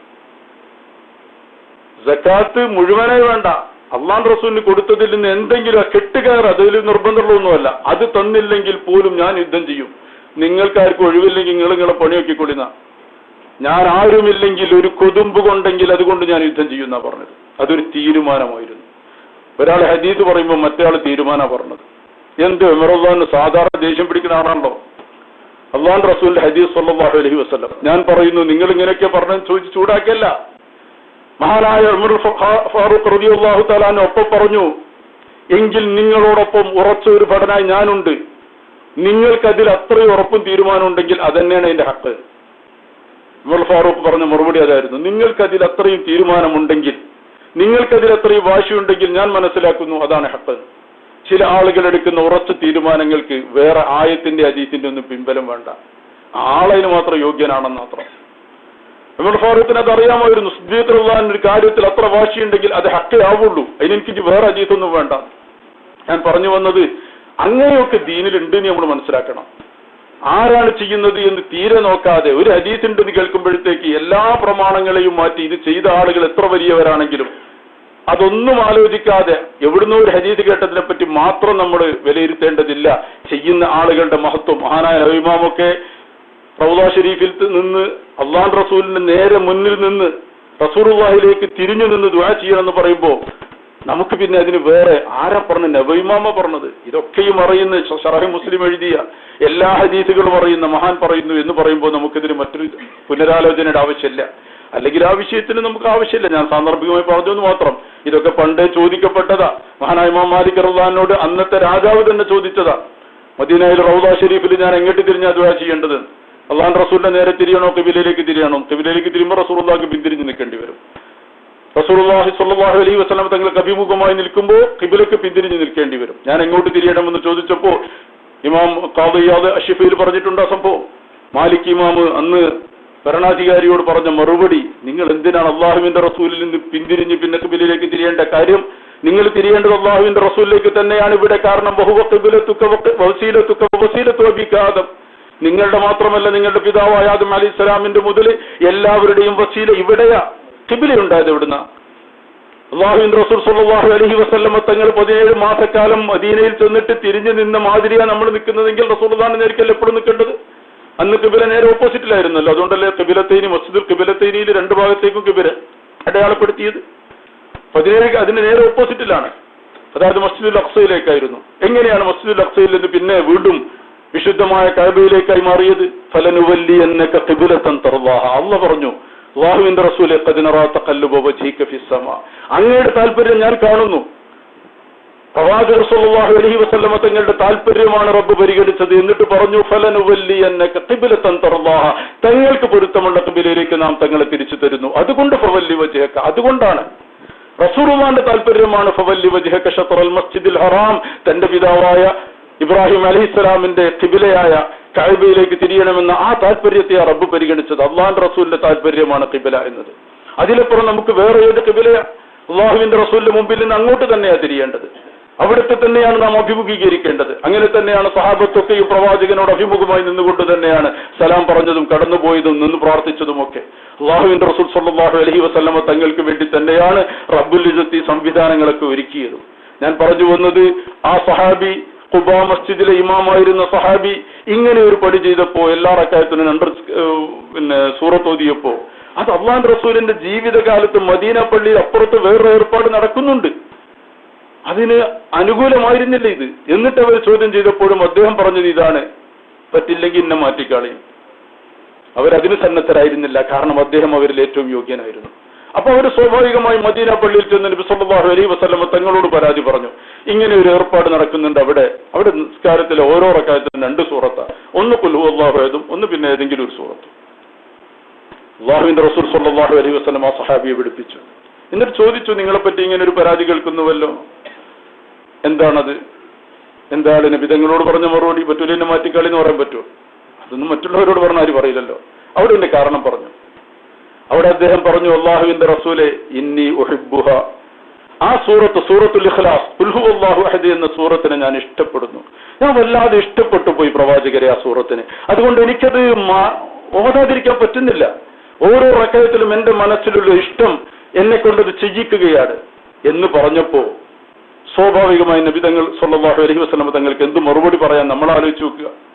നബി തങ്ങൾക്ക് പറയാമല്ലോ. നബി തങ്ങൾ മറ്റൊരാളോട് പറഞ്ഞ മറുപടി ഉണ്ടല്ലോ, മൻ റഗിബ അൻ സുന്നത്തി ഫലൈസ മിന്നി.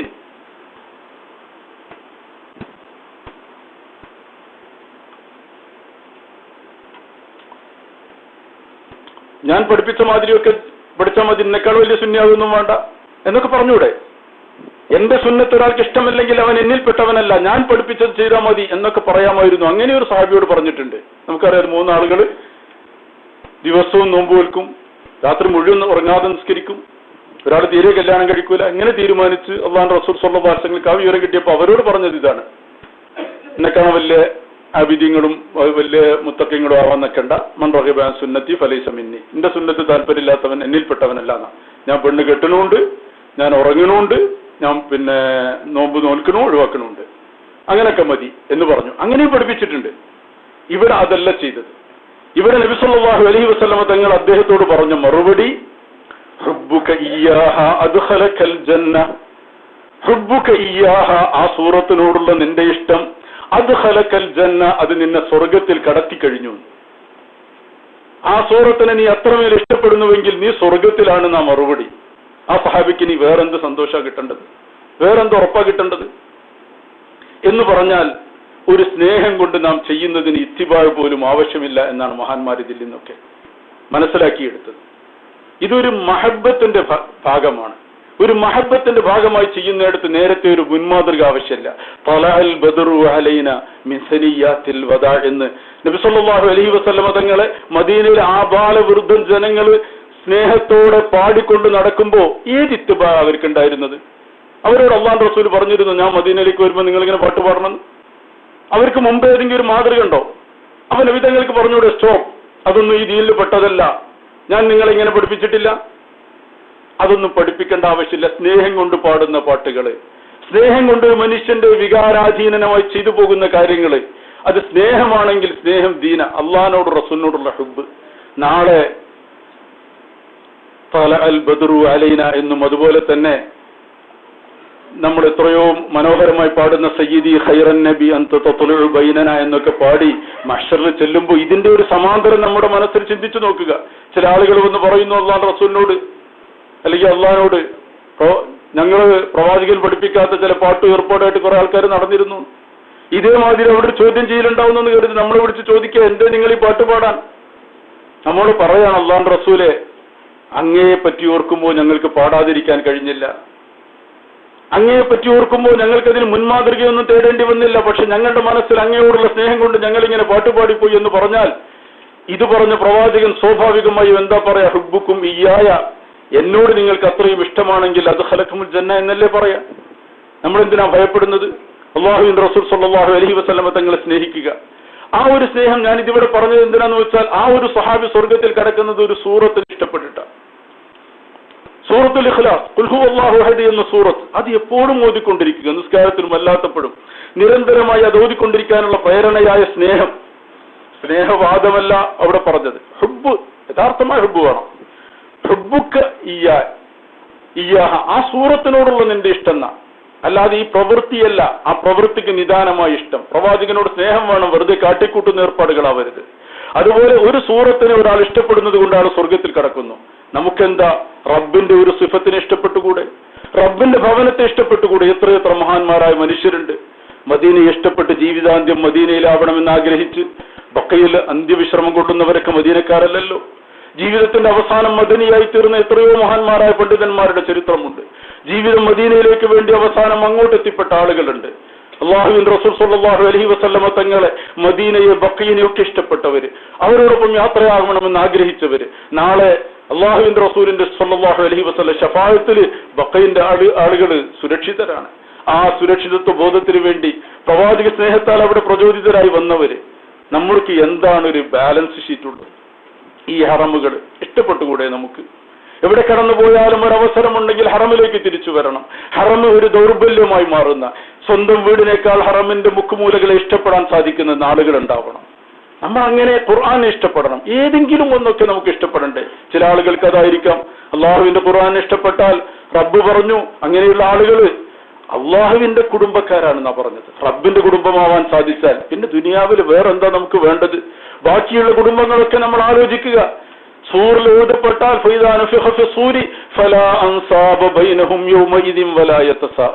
പിന്നെ ഇവിടെയുള്ള കുടുംബ ബന്ധങ്ങളോ ഇവിടെയുള്ള മറ്റു ബന്ധങ്ങളോ ഒന്നുമില്ല. പരസ്പരമോ ഫലാ അൻസാബ ബൈനഹും, അവർക്കിടയിൽ കുടുംബ ബന്ധങ്ങളില്ല.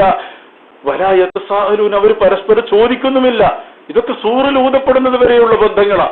സൂറെന്ന കാഹളത്തിൽ ഊതപ്പെട്ട് കഴിഞ്ഞാൽ പിന്നെ മോനെ നീ ഏത് തറവാട്ടിലാ, ഏത് കുടുംബത്തിലാ എന്ന വേർതിരിവുകളും ചോദ്യങ്ങളും ഇല്ല. പിന്നെ അവിടെ ബാക്കിയുള്ള ഒരേ ഒരു ഇല്ലാ നസബി വസുഹിരി.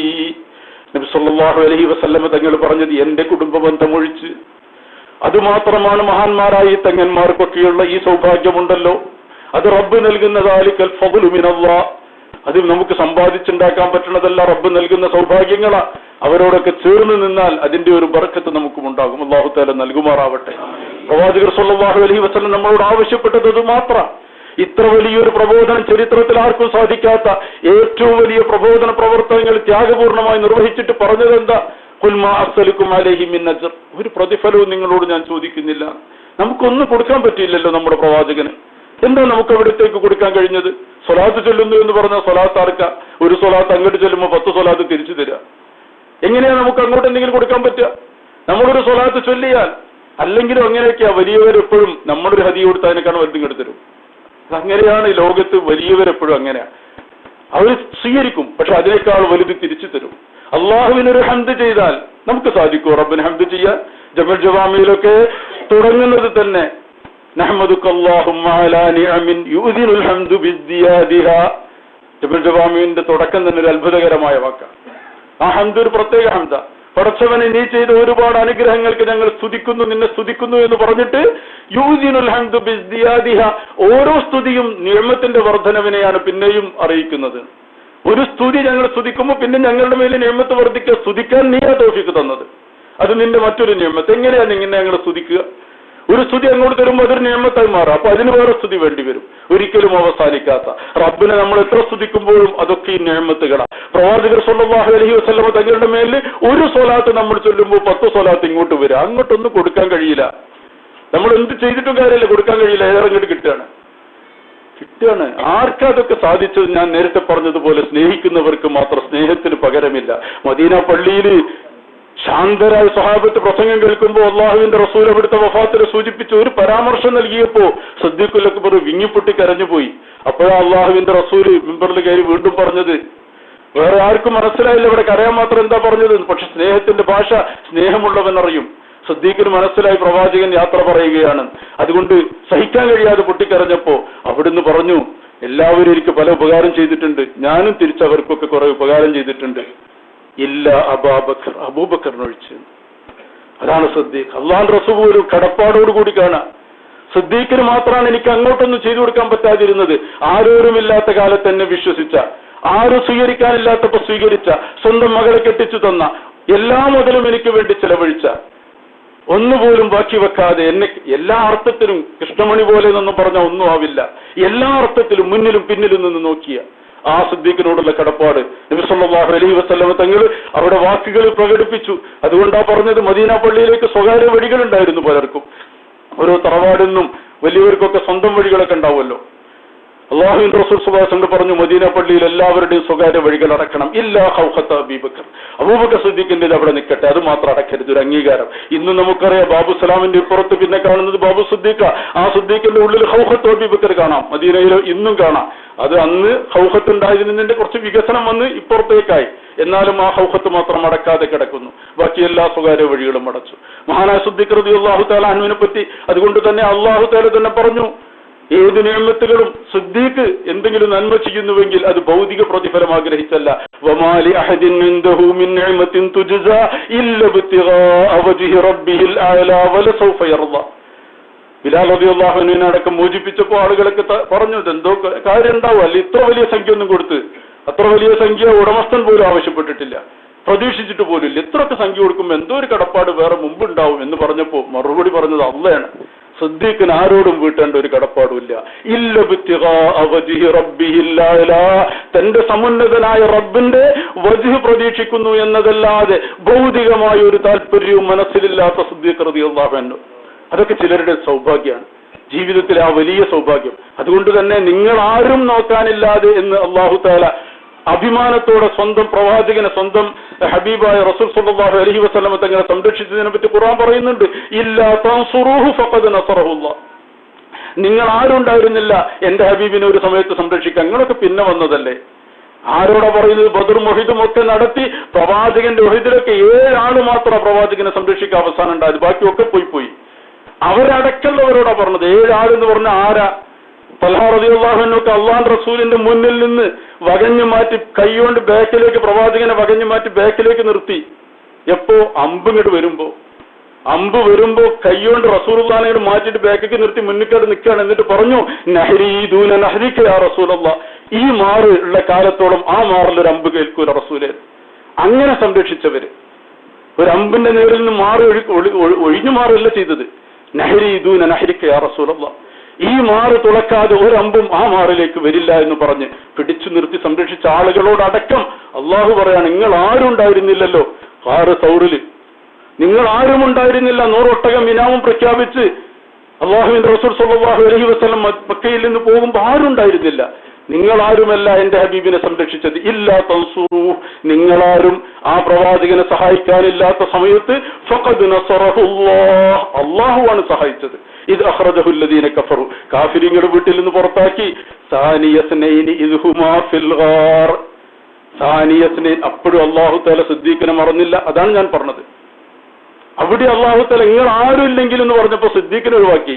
രണ്ടാളുണ്ടായിരുന്നു, ഒരാൾ കൂടെ ഉണ്ടായിരുന്നു. ആ സമയത്ത് പോലും റബ്ബിന് വേണമെങ്കിൽ ഞാൻ മാത്രം മതി എന്റെ ഹബീബിനെ നോക്കാനെന്ന് തെളിയിക്കാൻ അന്ന് സിദ്ദീഖിനെ ഒഴിവാക്കാൻ റബ്ബിന് കഴിയാഞ്ഞിട്ടല്ല. അവിടെ അള്ളാഹു പോലും സിദ്ദീഖിനും ഇല്ലാത്തൊരു അവസരം വേണ്ടാൻ തീരുമാനിച്ചു. അത് സ്നേഹത്തിന്റെ വിലയാണ്. റസൂലുള്ളാഹിയെ അങ്ങനെ സ്നേഹിച്ചൊരു മനുഷ്യനാ. ആ മനുഷ്യനെ മാറ്റി നിർത്തി ഒരു സംരക്ഷണം നൽകേണ്ടതില്ല എന്ന് തീരുമാനിച്ച നബിന് മേറാജിൽ എന്തേന്ന് വെക്കരുത്. മേറാജിൽ ജിബ്രീൽ അലൈഹി ഇസ്ലാമിന് പോലും പോകാൻ പറ്റാത്തടത്തേക്ക് കൊണ്ടുപോകുക. അവിടെ പിന്നെ ഒരു മനുഷ്യൻ എന്തായാലും പറ്റില്ല. ജിബ്രീൽ അലൈഹി ഇസ്ലാം പോലും ഒരു പരിധി കഴിഞ്ഞപ്പോൾ പറഞ്ഞത് ദാനി തഖദ്ദം യാ ഹബീബി ലാ തഖഫ്. അതാർക്കും പ്രവേശനം നൽകാത്തടത്ത് മാത്രമാണ്. ബാക്കി ഏത് സമയത്തും അള്ളാഹുവിന്റെ റസൂലിന്റെ ചാരത്ത് സിദ്ദീഖുൽ അക്ബർ റളിയല്ലാഹു കിടക്കുന്നതും കണ്ടില്ലേ? ഇതൊക്കെ ആരുടെ തീരുമാനം? സിദ്ദീഖ് റളിയല്ലാഹു 2 വയസ്സിന്റെ പ്രായ വ്യത്യാസം മാത്രമുള്ളത്. വഫാത്താവുന്നത് സിദ്ദീഖ് റളിയല്ലാഹു ആദ്യമെങ്കിൽ റൗദ ഷരീഫിൽ കിടക്കാൻ പറ്റുമോ? റൗദ ഷരീഫിൽ ആയിഷ ബീവിന്റെ വീടല്ലേ, അവിടെ ഖബറുണ്ടാവില്ലല്ലോ. അള്ളാന്റെ ആ ഒരു തീരുമാനം ദുനിയാവിൽ അവർ ജീവിച്ചതുപോലെ സിദ്ദീഖ് റളിയല്ലാഹു ഉമർ റളിയല്ലാഹു രണ്ടുപേരും തന്നെ റസൂലുള്ളാഹിന്റെ ജീവിതകാലത്ത് സ്വല്ലല്ലാഹു അലൈഹി വസല്ലം എപ്പോഴും ഉണ്ടായത്. അതിപ്പോ വഫാത്തിലും അള്ളാഹുവിന്റെ റസൂൽ അവിടെ കിടക്കുന്നു. റസൂലുള്ളാഹി സ്വല്ലല്ലാഹു അലൈഹി വസല്ലം ചുമലിന്റെ നേരെ തലവരും വിധം സിദ്ദീഖ് റളിയല്ലാഹു കിടക്കുന്നു. സിദ്ദീഖ് റളിയല്ലാഹു ചുമലിന്റെ നേരെ തലവരും വിധം ഉമർ റളിയല്ലാഹു കിടക്കുന്നു. ആ ഒരു കിടപ്പ് ഇതൊക്കെ റബ്ബിന്റെ തീരുമാനങ്ങളാണ്. പറഞ്ഞു വന്നത് അവിടെ പോലും സിദ്ദീഖ് റളിയല്ലാഹു അല്ലാഹു തആല ഒഴിവാക്കിയില്ല. സാനിയത്തിനെ ഇനി ഇദ്ഹുമാ ഫിൽ ഗാർ. അങ്ങനെയുള്ള സൗഭാഗ്യങ്ങളിൽ നബി സല്ലല്ലാഹു അലൈഹി വസല്ലം തങ്ങളെ അത്ര കണ്ട് സ്നേഹിച്ചതുകൊണ്ട് സിദ്ദീഖ് റളിയല്ലാഹുവിനെ പറ്റി അല്ലാഹുവിന്റെ റസൂൽ പറഞ്ഞു, പലരും എന്നെ സഹായിച്ചിട്ടുണ്ട്, അവർക്ക് ഞാനും തിരിച്ച് സഹായിച്ചിട്ടുണ്ട്, പക്ഷേ സിദ്ദീഖ് ഒഴിച്ചു. നമുക്കെന്താ റസൂലുള്ളാഹിക്ക് ചെയ്യാൻ പറ്റുക? നമുക്കൊന്നും ചെയ്യാൻ പറ്റില്ല. നമുക്ക് അങ്ങോട്ട് ചെയ്യുന്നവർ ഇങ്ങോട്ട് ചെയ്യും, പക്ഷെ ഒന്ന് ചെയ്യാൻ പറ്റും. അവിടെയാണ് ഇല്ലൽ മവദ്ദത ഫിൽ ഖുർബ. ഞാൻ നിങ്ങളോടൊന്നും പകരം ചോദിക്കുന്നില്ല എന്ന് പറഞ്ഞ് അള്ളാഹുവിന്റെ റസൂൽ സ്വല്ലല്ലാഹു അലൈഹി വസല്ലം തങ്ങൾ നമ്മളോട് ഒരു കാര്യം മാത്രം ചോദിച്ചു. ഒരുപാട് ചോദിക്കുന്നവർ കുറെ ചോദിക്കുമ്പോൾ നമ്മളിങ്ങനെ കൊടുക്കാൻ പറ്റിയില്ല എന്ന് ഇവരെല്ലാം അവഗണിക്കും. പക്ഷെ അങ്ങനെയല്ലല്ലോ, ഒന്നും ചോദിക്കാത്ത ഒരാൾ ഒന്ന് മാത്രം ചോദിച്ചാൽ അതിനെ പരിഗണിക്കണ്ടേ? അള്ളാഹുവിന്റെ റസൂൽ സ്വല്ലല്ലാഹു അലൈഹി വസല്ലം നമ്മളോട് ഒന്നും ചോദിച്ചില്ല, എന്നിട്ട് പറഞ്ഞു ഞാനൊന്നും ചോദിക്കണമില്ല, നിങ്ങൾ എനിക്കൊന്നും തരണ്ട, പക്ഷെ ഒന്ന് തരണം. ഇല്ലൽ മവദ്ദത ഫിൽ ഖുർബ. എന്റെ കുടുംബത്തെ നിങ്ങൾ സ്നേഹിക്കണം, എന്റെ കുടുംബത്തെ നിങ്ങൾ സ്നേഹിക്കണം. അതിന്റെ ഒരു തഫ്സീർ അതാണ്. സ്വന്തം കുടുംബത്തെ സ്നേഹിക്കുക എന്നുള്ളത് വേറെ അർത്ഥമുണ്ട്. അള്ളാഹുവിന്റെ റസൂൽ സ്വല്ലല്ലാഹു അലൈഹി വസല്ലം കുടുംബത്തെ സ്നേഹിക്കുക, അഹ്ലു ബൈത്തിനെ സ്നേഹിക്കുക. അത് അവിടുന്ന് നമ്മളോട് ചോദിച്ചാൽ കൊടുത്തൂടെ നമുക്ക്? മഹാന്മാരായ സയ്യിദുമാരെ മനസ്സുകൊണ്ട് സ്നേഹിക്കാൻ സാധിക്കണം, അവരുടെ വിഷമങ്ങളെ കണ്ടറിയാൻ സാധിക്കണം, അവരോട് രഹസ്യമായി അവരെ സമീപിക്കുകയും അവർക്ക് ആവശ്യമായ സഹായങ്ങൾ ചെയ്യാനും സാധിക്കണം. സ്നേഹിക്കുക എന്ന വർത്താനം മാത്രമല്ല, അത് എളുപ്പമുള്ള പണിയാണ്. സ്നേഹിക്കണം, മനസ്സുകൊണ്ട് സ്നേഹിക്കുമ്പോൾ അവരുടെ ക്ഷേമങ്ങൾ അന്വേഷിക്കണം, അവരുടെ സൗഖ്യങ്ങളിൽ നമുക്ക് സന്തോഷമുണ്ടാവണം. അത് റസൂലുള്ളാഹി സ്വല്ലല്ലാഹു അലൈഹി വസല്ലമയോടുള്ള മഹബ്ബത്താണ്. നമ്മളോട് അവിടുന്ന് ആവശ്യപ്പെട്ടത് അതാ, എന്റെ കുടുംബത്തെ നിങ്ങൾ സ്നേഹിക്കണമെന്ന്. പ്രവാചകന്മാരുടെ കുടുംബം, അതാണ് ഞാൻ നേരത്തെ പറഞ്ഞത്. സൂറിൽ ഉതപ്പെട്ടാൽ മറ്റു ബന്ധങ്ങളൊക്കെ അവസാനിക്കും. ഇല്ലാ നസബി വസുഹിരി, എന്റെ കുടുംബ ബന്ധങ്ങൾ ബാക്കിയാവുമെന്ന് പ്രവാചകൻ പറഞ്ഞപ്പോ, അതുകൊണ്ട് ആ മഹാനായ ഉമർ ഖത്താബ് റളിയല്ലാഹു അൻഹു പോലും അലി റളിയല്ലാഹുവിന്റെ മകളെ പിൽക്കാലത്ത് വിവാഹം ചെയ്തപ്പോൾ അതിന് കാരണമായി പറഞ്ഞത്. എല്ലാവർക്കും ഒക്കെ പല ബന്ധങ്ങളുണ്ട്, എനിക്ക് റസൂലുള്ളാഹിയായിട്ട് അങ്ങനത്തെ ഒരു ബന്ധമില്ല, അതുകൊണ്ട് എനിക്കൊരു ബന്ധം കിട്ടണം. അവരൊക്കെ എത്ര കണ്ട് ആ ബന്ധങ്ങളെ ആഗ്രഹിച്ചിരുന്നു എന്ന്. അതുകൊണ്ട് നമ്മൾ ആ ഒരു ബന്ധം, പ്രവാചകനോടുള്ള സ്നേഹം അവിടുത്തെ കുടുംബ ബന്ധങ്ങളിലൂടെ നിലനിർത്തണം. പറഞ്ഞു വന്നത് അള്ളാഹുവിന്റെ വീടിനോട് നമുക്കൊരു ബന്ധമുണ്ടാവണം, ഹറമിനോടൊരു ബന്ധമുണ്ടാവണം, മദീനയോട് മക്കയോടൊരു ബന്ധമുണ്ടാവണം. ഇവിടുന്ന് പോയ പലരും ആ വേദന അനുഭവിക്കുന്നു. ഓരോ സമയം എത്തുമ്പോഴും പടച്ചവനെ ഹറമിലെത്തിയിരുന്നെങ്കിൽ, ഹറമിൽ പോകാൻ സാധിച്ചിരുന്നെങ്കിൽ. ഇന്ന് നിങ്ങൾക്കത് സാധിക്കുന്ന സമയമാണ്. കിട്ടുന്ന സന്ദർഭങ്ങൾ അതിന് ഉപയോഗപ്പെടുത്തുക. അതൊരു സ്വന്തം വീട് പോലെയോ അതിലേറെയോ സ്നേഹിക്കാൻ കഴിയുക. അവിടെ ചെന്ന് സമയങ്ങൾ സന്തോഷത്തോടെ, അവനവന്റെ വീട്ടിലിരിക്കുന്നതിനേക്കാൾ സുരക്ഷിതത്വ ബോധത്തോടെ, ആനന്ദത്തോടെ, സ്വന്തം ഉമ്മയും ഉപ്പയും കണ്ടിരിക്കുന്നത് പോലെ കഅബയെയും റൗദ ഷരീഫിനെയും കണ്ടിരിക്കുക. ഇതൊക്കെ ഇബാദത്തല്ലേ? കഅബയിലേക്ക് നോക്കിയിരുന്നാൽ പോലും ഇബാദത്ത്, റൗദ ഷരീഫിൽ ഇരിക്കുന്നത് ഇബാദത്ത്, നമ്മുടെ ഉമ്മയുടെ മുഖത്തേക്ക് നോക്കിയിരിക്കുന്നത്, ഉപ്പയുടെ മുഖത്തേക്ക് നോക്കിയിരിക്കുന്നത് ഇബാദത്ത്. ഒന്നും ചെയ്യാതെ നോക്കിയിരുന്നാൽ പോലും ഇബാദത്ത്. നമുക്കെന്താ ചെയ്തുകൂടെ? നമ്മൾ അള്ളാഹുവോട് അടുക്കണം വൈകാരികമായി. ഞാനതാണ് പറഞ്ഞത്. നമ്മളിങ്ങനെ ഓരോ സമയത്ത്, ചില സമയങ്ങളിൽ ഓരോ സമയത്ത് ഓരോരുത്തർക്ക് ഓരോ തോന്നലുകൾ ഉണ്ടാവും. പക്ഷെ നമ്മൾ അള്ളാഹുവോട് ഒരു ചാൻ അടുത്താൽ ഒരു മുഴങ്ങോട്ട് അടുക്കും. അതിന് നമ്മൾ അങ്ങോട്ടൊരു അടുപ്പം കാണിക്കണം. താല്പര്യമില്ലാത്തവരെയൊക്കെ പാടെ പിടിച്ചു വെക്കാൻ അള്ളാഹുവിന്റെ അങ്ങനെ ഒരു ആവശ്യമൊന്നുമില്ല. അള്ളാഹു തആല പറഞ്ഞു, നിങ്ങൾക്ക് താല്പര്യമില്ലെങ്കിൽ ഇന്നല്ലാഹു വലിയ്യുൻ അനിൽ ആലമീൻ, എനിക്കെന്ത് ആവശ്യം? റബ്ബ് ചോദിക്കുകയാണ്, നിങ്ങൾക്ക് ഈ യക്ഫുറു ബിഹാ ഹൗലാഇ ഫഖദ് വക്കൽനാ ബിഹാ ഖൗമൻ ലൈസു ബിഹാ ബികാഫിരീൻ. ഇക്കൂട്ടർക്ക് ഇതിന് താല്പര്യമില്ലെങ്കിൽ താല്പര്യമുള്ള വേറെ കൂട്ടരുണ്ട്. എത്ര അഭിമാനത്തോടെ റബ്ബ് പറഞ്ഞത്. ഇക്കൂട്ടർക്ക് താല്പര്യമില്ലെങ്കിൽ ഇവരുടെ പിന്നാലെ തന്നെ നടക്കേണ്ട കാര്യം റബ്ബിനില്ല. ഇതൊക്കെ താല്പര്യമുള്ള ഒരുപാട് ആളുണ്ട്. നമ്മളില്ലെങ്കിലും ഇതിനാളില്ലാതിരിക്കൂല. നമ്മൾ കണ്ടില്ലേ, ഹറമിൽ ഒരിക്കലും തിരക്ക് കുറയുന്നില്ല. തിരക്ക് കൂടുമ്പോൾ സത്യത്തിൽ ഞാൻ മനസ്സുകൊണ്ട് സന്തോഷിക്കണം. ഓരോ തവണ സിയാറത്തിന് പോകുമ്പോൾ ഞെക്കി ഞെരങ്ങി നിന്നാലും എന്റെ മനസ്സിൽ സന്തോഷം. കാരണം എന്റെ ഹബീബിനെ കാണാൻ കൂടുതൽ ആൾ വരുന്നല്ലോ. അല്ലാതെ എനിക്ക് സൗകര്യം കിട്ടിയില്ലല്ലോ എന്നല്ല ഞാൻ ചിന്തിക്കല്. എനിക്ക് സിയാറത്തിൽ പഠിച്ചവന് ഒരു സൗകര്യം കിട്ടണില്ലല്ലോ, ഭയങ്കര തിരക്കാണല്ലോ എന്നല്ല. തവാഫിന് തിരക്ക് കൂടുമ്പോൾ എന്റെ മനസ്സ് സന്തോഷിക്കല.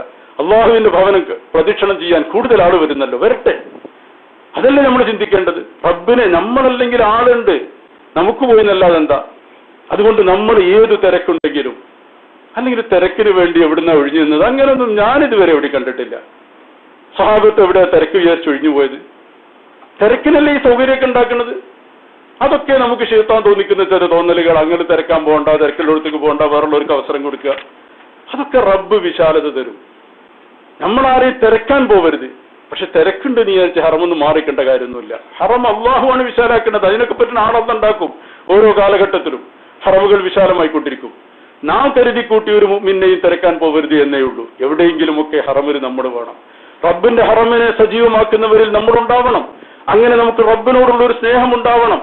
ഒരു ദിവസത്തെ തറാവീഹിൽ ഇപ്പോൾ തന്നെ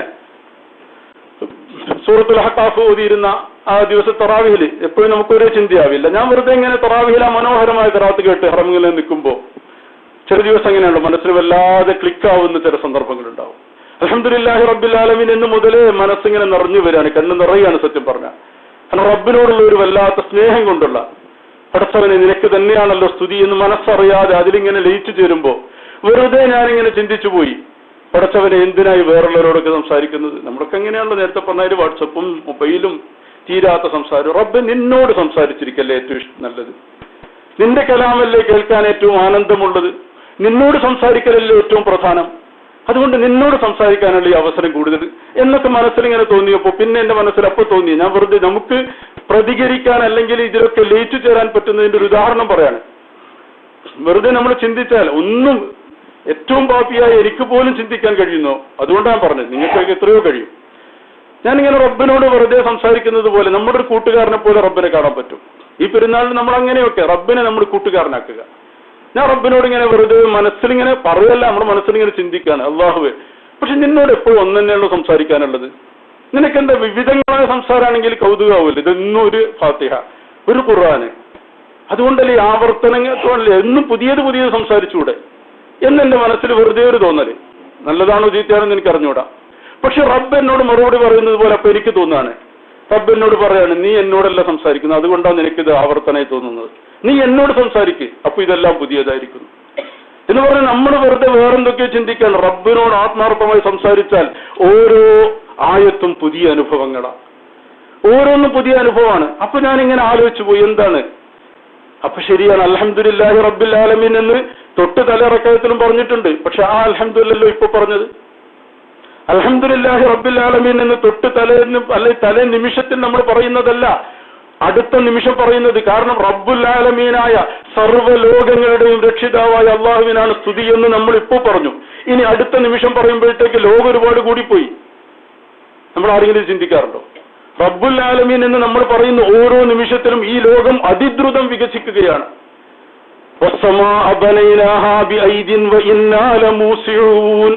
സൂറത്തു ദാരിയത്തിൽ അല്ലാഹു തആല പറഞ്ഞു, ആകാശത്തെ അതിശക്തിയോടെ തന്നെയാണ് നാം പടച്ചത്, നാം നിരന്തരം അതിനെ വികസിപ്പിച്ചുകൊണ്ടിരിക്കുകയാണ്.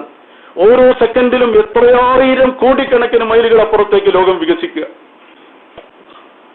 അങ്ങേക്ക് പോകാൻ തിരക്കുന്നു എന്ന് പറഞ്ഞാൽ നമ്മൾ ഇപ്പോൾ റബ്ബുൽ ആലമീൻ പറഞ്ഞ റബ്ബുൽ ആലമീൻ അല്ല, അടുത്ത നിമിഷത്തിൽ ലോകങ്ങളൊക്കെ മാറി. നമുക്ക് ചിന്തിക്കാൻ കഴിയാത്ത എത്രയോ പുതിയ ലോകങ്ങൾ കടന്നു വന്നു. അതിന്റെയൊക്കെ റബ്ബ. ഇതുവരെ നമ്മൾ പറഞ്ഞ റബ്ബല്ല, ഇപ്പോ അതിനേക്കാൾ എത്രയോ വിശാലമായ ലോകത്തിന്റെ റബ്ബ. ഇത് മാത്രം ചിന്തിച്ചു നോക്കിയാണ് നിങ്ങൾ. ഞാൻ ഒരുപാട് ഖുർആൻ ക്ലാസ്സിലൊക്കെ അത്ഭുതപ്പെട്ട് നിന്ന് പോകാറുള്ള ഒരു സ്ഥലമാണിത്. ലോകം വികസിക്കുന്നു, പ്രപഞ്ചം വികസിക്കുന്നു എന്ന് പറഞ്ഞത്. എവിടേക്കാണ് ഇത് വികസിക്കുന്നത്? ഒന്ന് ചിന്തിക്കണല്ലേ, നമ്മൾ എവിടേക്കത് വികസിക്കുന്നത്? നമ്മളിപ്പോൾ ഒരു ബലൂൺ ഊതിയാൽ ബലൂൺ ഇങ്ങനെ വികസിക്കും. അത് എവിടേക്കാ? അത് ഈ റൂമിൽ നേരത്തെ വേറെ സ്ഥലമുള്ളത് കൊണ്ടാ. പ്രപഞ്ചം വികസിക്കുന്നു എന്ന് പറയുമ്പോൾ എവിടേക്കാ വികസിക്കുന്നത്? അപ്പൊ പ്രപഞ്ചത്തിന് അപ്പുറത്ത് വേറെ സ്ഥലമുണ്ടോ? അങ്ങനെയാണെങ്കിൽ അത് പ്രപഞ്ചത്തിന് അതിർത്തി വെച്ചിട്ടുണ്ടോ? ഇതുവരെ പ്രപഞ്ചം അവിടുന്ന് അങ്ങോട്ട് വേറെ എവിടേക്കത് വികസിക്കുന്നത്? ഇതിനൊരു ഉത്തരം കിട്ടണമല്ലോ. അവികസിതമായ ഒരു പ്രപഞ്ചം പിന്നെ വികസിച്ചുകൊണ്ടിരിക്കുന്നുവെങ്കിൽ അത് എവിടേക്കാ? ഇതിനപ്പുറത്ത് എന്താ അതുവരെ ഉണ്ടായിരുന്നത്? വികസിക്കാൻ ഒരു സ്ഥലമുണ്ടായിരുന്നു. എന്തുത്തരം അതിന് കിട്ടാൻ പോകുന്നത്? ആർക്കാണ് ഇതിന് ഉത്തരം പറയാൻ പറ്റുക? എവിടേക്കാണ് ഈ പ്രപഞ്ചം വികസിച്ചു പോകുന്നത്? അപ്പോൾ വികസിക്കാൻ ശൂന്യമായൊരു സ്ഥലം നേരത്തെ ഉണ്ടായിരുന്നു. കിതാബിന്റെ ഒക്കെ ഭാഷയിൽ പിന്നെ ഹലവുമില്ല മലവുമില്ല എന്ന് പറയും. അങ്ങനെ പറഞ്ഞതുകൊണ്ടായോ? ശൂന്യതയുമില്ല, വസ്തുവില്ല, എന്താണ് പിന്നെന്താണ്? എവിടേക്കാണ് ഇതിങ്ങനെ നിൽക്കണില്ല? അതിദ്രുതം. അതിപ്പോ ശാസ്ത്രീയമായി തെളിയിക്കപ്പെട്ടതാ. കഴിഞ്ഞ വർഷത്തിന് മുമ്പത്തെ വർഷത്തിലൊക്കെ നൊബേൽ സമ്മാനം കിട്ടിയ തിയറിയാണ് എക്സ്പാൻഡിങ് യൂണിവേഴ്സ്. പ്രപഞ്ചം വികസിക്കുന്നു എന്നതിന്. വികസിക്കുന്നു എന്ന് 2 വർഷത്തെ അറിവല്ല, 40 കൊല്ലമായി ഈ ആശയം വന്നിട്ട് അതിന് ശാസ്ത്രീയമായി തെളിയിക്കുമ്പോഴല്ലേ നൊബേൽ സമ്മാനം കൊടുക്കാൻ പറ്റുള്ളൂ. ശാസ്ത്രീയമായി തെളിവുകൾ സമർപ്പിച്ച് ഏറെക്കുറെ അതൊരു സമ്മാനാർഹമാകുന്ന കോലത്തിൽ പ്രബന്ധങ്ങൾ അവതരിപ്പിക്കപ്പെട്ടത് കഴിഞ്ഞ 2 വർഷം മുമ്പാണ്. അതുകൊണ്ട് അന്നത്തെ ഭൗതിക ശാസ്ത്രത്തിലെ സമ്മാനം പോലും, നൊബേൽ സമ്മാനം പോലും നേടിയ തിയറിയാണ് ലോകം പ്രപഞ്ചം വികസിക്കുന്നു എന്നത്. ശാസ്ത്രവും അംഗീകരിച്ചൊരു മഹാസത്യമാണ്. പക്ഷെ എവിടേക്കാണ് ഈ പ്രപഞ്ചം വികസിക്കുന്നത്? എന്താ ഇതിനൊക്കെ ഉത്തരം? ഇനി ഇതിങ്ങനെ ഒരു വസ്തു സൂക്ഷ്മമായി ഇങ്ങോട്ട് വീണ്ടും ഈ വികസിതമായ പ്രപഞ്ചമോ? വികസിതമായ പ്രപഞ്ച അവസാനം അല്ലാഹു തആല തന്നെ പറഞ്ഞു, ഇതൊക്കെ യൗമനതു ബിസ്സമാഅക തയ്യിസ് ജില്ലിൽ കുതുബ് കമാ ബദഅനാ അവല ഖൽഖിൻ നുഈദു വഅദൻ അലൈനാ ഇന്നാ കുന്നാ ഫാഇലിൻ. ഒരു ഗ്രന്ഥം മടക്കുന്നത് പോലെ ഈ വികസിതമായ പ്രപഞ്ചത്തെ അങ്ങനെ 360 ഡിഗ്രി ഇങ്ങനെ മടക്കിയിട്ട് ഒരു ബിന്ദുവിലേക്ക് കൊണ്ടുവരും. കമാ ബദഅനാ അവല ഖൽഖിൻ നുഈദു, സൃഷ്ടി തുടങ്ങിയതുപോലെ നാം അത് മടക്കുന്നു. ഒരു ബിഗ് ബാങ് തിയറിയിലൂടെ അല്ലെങ്കിൽ ഒരു മഹാവിസ്ഫോടനത്തിലൂടെ ഒരു ബിന്ദുവിൽ നിന്ന് അവലല്ലദീന കഫറു അന്ന സമാവാതി വൽ അർദ കാനതാ റത്ഖൻ, ആകാശഭൂമികൾ ഒരു പിണ്ഡമായിരുന്നു, ഒന്നിച്ചു നിൽക്കുകയായിരുന്നു. ഫഫതഖനാഹുമാ, നാം അതിനെ പിടർത്തി എന്താ പറയാ, അതിനെ പിളർത്തി, എന്നിട്ട് അതിനെ നമ്മളിട്ട് വേർപിരിച്ചു. ആ ഒരു മഹാവിസ്ഫോടനത്തിലൂടെ അതിശക്തമായി അതങ്ങനെ വികസിച്ചു പോയിക്കൊണ്ടിരിക്കുക. അല്ലെങ്കിൽ ഈ ശക്തി എന്താ? വമ ഖദറുല്ലാഹ ഹഖ ഖദ്രിഹി, നമ്മൾ എന്ത് റബ്ബിനെ അറിഞ്ഞു? അള്ളാഹ് പറയാണ്, അള്ളാഹ് അവർ തീരെ അറിഞ്ഞിട്ടേ ഇല്ല, ഹഖ ഖദർ അറിഞ്ഞിട്ടില്ല, ഒരാളും അറിയേണ്ട വിധം റബ്ബിനെ അറിഞ്ഞിട്ടില്ല. വൽ അർദു ജമീഅൻ ഖബദതുഹു യൗമൽ ഖിയാമ, ഈ ഭൂമി മുഴുവൻ ഖിയാമത്ത് നാൾ അള്ളാഹിന്റെ ഒരൊറ്റ പിടിയില്ല. വസ്സമാവാതു മത്വിയാതും ബിയമീനിഹി, ആകാശങ്ങൾ മുഴുവൻ അള്ളാഹു ചുരുട്ടിപ്പിടിക്കുക. ഈ ഭൂമി മുഴുവൻ, ഇതിലെ സകലമായ പർവ്വതങ്ങളും ഈ പിന്നെ സമുദ്രങ്ങളും സകലതും ഒരു പിടിയിൽ ആകാശങ്ങളൊന്നായി ചുരുട്ടിപ്പിടിച്ചിട്ട് ആ റബ്ബിനെ നമ്മൾ എന്തറിഞ്ഞു? ഈ മഹാപ്രപഞ്ചത്തെ മുഴുവൻ ഇതിലെ പോവട്ടെ, ഈ മഹാപ്രപഞ്ചമല്ല, ഇതിലെ ഒരു ആറ്റം, ഒരു അണു, ഒരു തന്മാത്രയുടെ ഉള്ളിലുള്ള ഒരു ആറ്റം പോലും പൊട്ടിത്തെറിച്ച എത്ര ശക്തിയാ! ഓരോ വസ്തുവിനും എത്ര മഹാശക്തിയാണ് റബ്ബ് ചേർത്ത് വെച്ചിരിക്കുന്നത്. ഇത് പൊട്ടുന്നില്ലല്ലോ, അത്രയും ഭദ്രമായി നിർത്തിയല്ലേ. ഇത് പൊട്ടിക്കാനാണല്ലോ ഏറ്റവും വലിയ ശ്രമം. ലോകത്തുന്നത് വലിയൊരു അത്ഭുതമായി നിൽക്കുക. സാധിക്കുന്നില്ല പല രാഷ്ട്രങ്ങൾക്കും ഒരാറ്റത്തെ പൊട്ടിക്കാൻ. രാഷ്ട്രങ്ങൾ വിചാരിച്ചാൽ ഒരാറ്റം പൊട്ടിക്കിട്ടൂല. ഒരാറ്റത്തിനുള്ള ശക്തി. ഇതല്ലേ ഈ മഹാപ്രപഞ്ചത്തിൽ എന്തെല്ലാം ശക്തികളാണ് റബ്ബ് സന്നിവേശിപ്പിച്ചിരിക്കുന്നത്. എന്നാൽ എത്രയായിരം കോടിക്കണക്കിന് ഹീലിയം തന്മാത്രകൾ, ആറ്റങ്ങൾ പൊട്ടിത്തെറിക്കുന്നതാ സൂര്യൻ. അവിടെയൊക്കെ ഈ മഹാവിസ്ഫോടനങ്ങൾ റബ്ബ് ഓരോ നിമിഷവും നടത്തിക്കൊണ്ടിരിക്കുന്നു. ഒരു നിമിഷത്തില് സൂര്യനിലെ ഊർജ്ജം മതി ഈ ലോകം മുഴുവൻ എത്രയോ കൊല്ലം കൊണ്ടിറക്കാൻ, ഈ ഭൂമി മുഴുവൻ. അള്ളാഹിന്റെ അടുക്കൽ ഊർജ്ജത്തിനൊന്നും ഒരു കുറവുമില്ല. അള്ളാഹുവിന്റെ ഖജനാവിൽ എല്ലാം ഉണ്ട്. പക്ഷേ വമാ നുനസ്സിലുഹു ഇല്ലാ ബിഖദരിൻ മഅലൂം വഇൻ മിൻ ഷൈഇൻ ഇല്ലാ ഇൻദനാ ഖസാഇനുഹു, ഏതൊരു വസ്തുവിന്റെയും ഖജനാവുകൾ നമ്മുടെ കയ്യിലുണ്ട്. പക്ഷേ വമാ നുനസ്സിലുഹു ഇല്ലാ ബിഖദരിൻ മഅലൂം, ഒരു നിശ്ചിത അളവിലത് ഇറക്കി കൊടുക്കുള്ളൂ. നമ്മൾ കൈകാലിട്ടടിച്ചിട്ട് കാര്യമില്ല. മനുഷ്യന് റബ്ബ് ഓരോ സമയത്തും ഇത്ര ഇറക്കി കൊടുക്കണം തീരുമാനിച്ചിട്ടുണ്ട്. അത് മാത്രമേ പ്രപഞ്ചത്തിന് കിട്ടൂ. ഊർജ്ജത്തിന്റെ എല്ലാ സ്രോതസ്സും റബ്ബിന്റെ കയ്യിലുണ്ട്. എല്ലാ ശക്തിയും റബ്ബിന്റെ കയ്യിൽ നിക്ഷിപ്തവുമാണ്. ആ റബ്ബിനെ നമ്മൾ തിരിച്ചറിഞ്ഞില്ല. ആ റബ്ബ് ഈ മഹാത്തായ പ്രപഞ്ചത്തെ വികസിപ്പിച്ചു കൊണ്ടിരിക്കുന്നു. എവിടേക്ക് എന്ന ചോദ്യത്തിന് നമുക്ക് ഉത്തരം പറയാൻ പറ്റില്ല. പക്ഷെ ഖുർആന് പറയാൻ പറ്റും. ഖുർആൻ പറഞ്ഞു, ഹുവൽ അവ്വലു വൽ ആഖിർ വൽ വൽ ബാത്തിൻ. എല്ലാവർക്കും അറിയുന്ന ആയത്ത്. അവ്വലും ആഖിറും റബ്ബാണ്, വാഹിറും ബാത്തിനും റബ്ബാണ്. തുടക്കവും ഒടുക്കവും റബ്ബ് തന്നെയാണ്, ഉള്ളിലും പുറത്തും റബ്ബ് തന്നെ. ഇതല്ലാത്തൊരു ഉത്തരം ഇതിന് പറയാനാവില്ല. എവിടേക്ക് വികസിക്കുന്നു? എല്ലാം റബ്ബിന് മാത്രം അറിയുന്ന. സങ്കോചിച്ചു വന്നാൽ എവിടേക്ക് എത്തുന്നു? എല്ലാം റബ്ബിന് മാത്രം അറിയാം. തുടക്കവും ഒടുക്കവും അകവും പുറവും എല്ലാം റബ്ബ് തന്നെയാ. അല്ലാതെ നമുക്കൊന്നും പറയാൻ കഴിയില്ല. പ്രകാശം, എന്താണ് ഈ അത്ഭുതം! പ്രകാശവേഗം ഐൻസ്റ്റൈനെ പോലും അമ്പരപ്പിച്ച, ലോകത്തെ ഇന്നും ഏറ്റവും വലിയ ശാസ്ത്രജ്ഞനായി അറിയപ്പെടുന്ന ഐൻസ്റ്റൈന്റെ ആപേക്ഷികതാ സിദ്ധാന്തത്തിന്റെ മൂലകാരണമായ ഈ പ്രകാശം, പ്രകാശവേഗത. എന്താ പ്രകാശം? അല്ലാഹു നൂറു സമാവാതി വൽ അർദ്, നമുക്കറിയാൻ പറ്റുമോ എന്താ എവിടേക്കായി പ്രകാശം? വെളിച്ചർ കെട്ട വിളക്ക് കെട്ട പ്രകാശം എവിടെ പോയി ഒളിക്കുന്നു? എന്താണ് പ്രകാശം? ഇതിന്റെയൊക്കെ അന്തിമമായ റബ്ബിലേക്ക് ചേർത്ത് പറയുകയല്ലാതെ നമുക്കെന്താ സാധിക്കുക? നാം ഇവിടെയുള്ള കുറെ ഇക്വേഷനുകളുടെ പുറകെ കൂടിയിട്ട് കുറെ ഉത്തരങ്ങൾ തേടിയിട്ട് ഇങ്ങനെ നടക്കുക എന്നതല്ലാതെ നമ്മളെന്ത് കണ്ടു?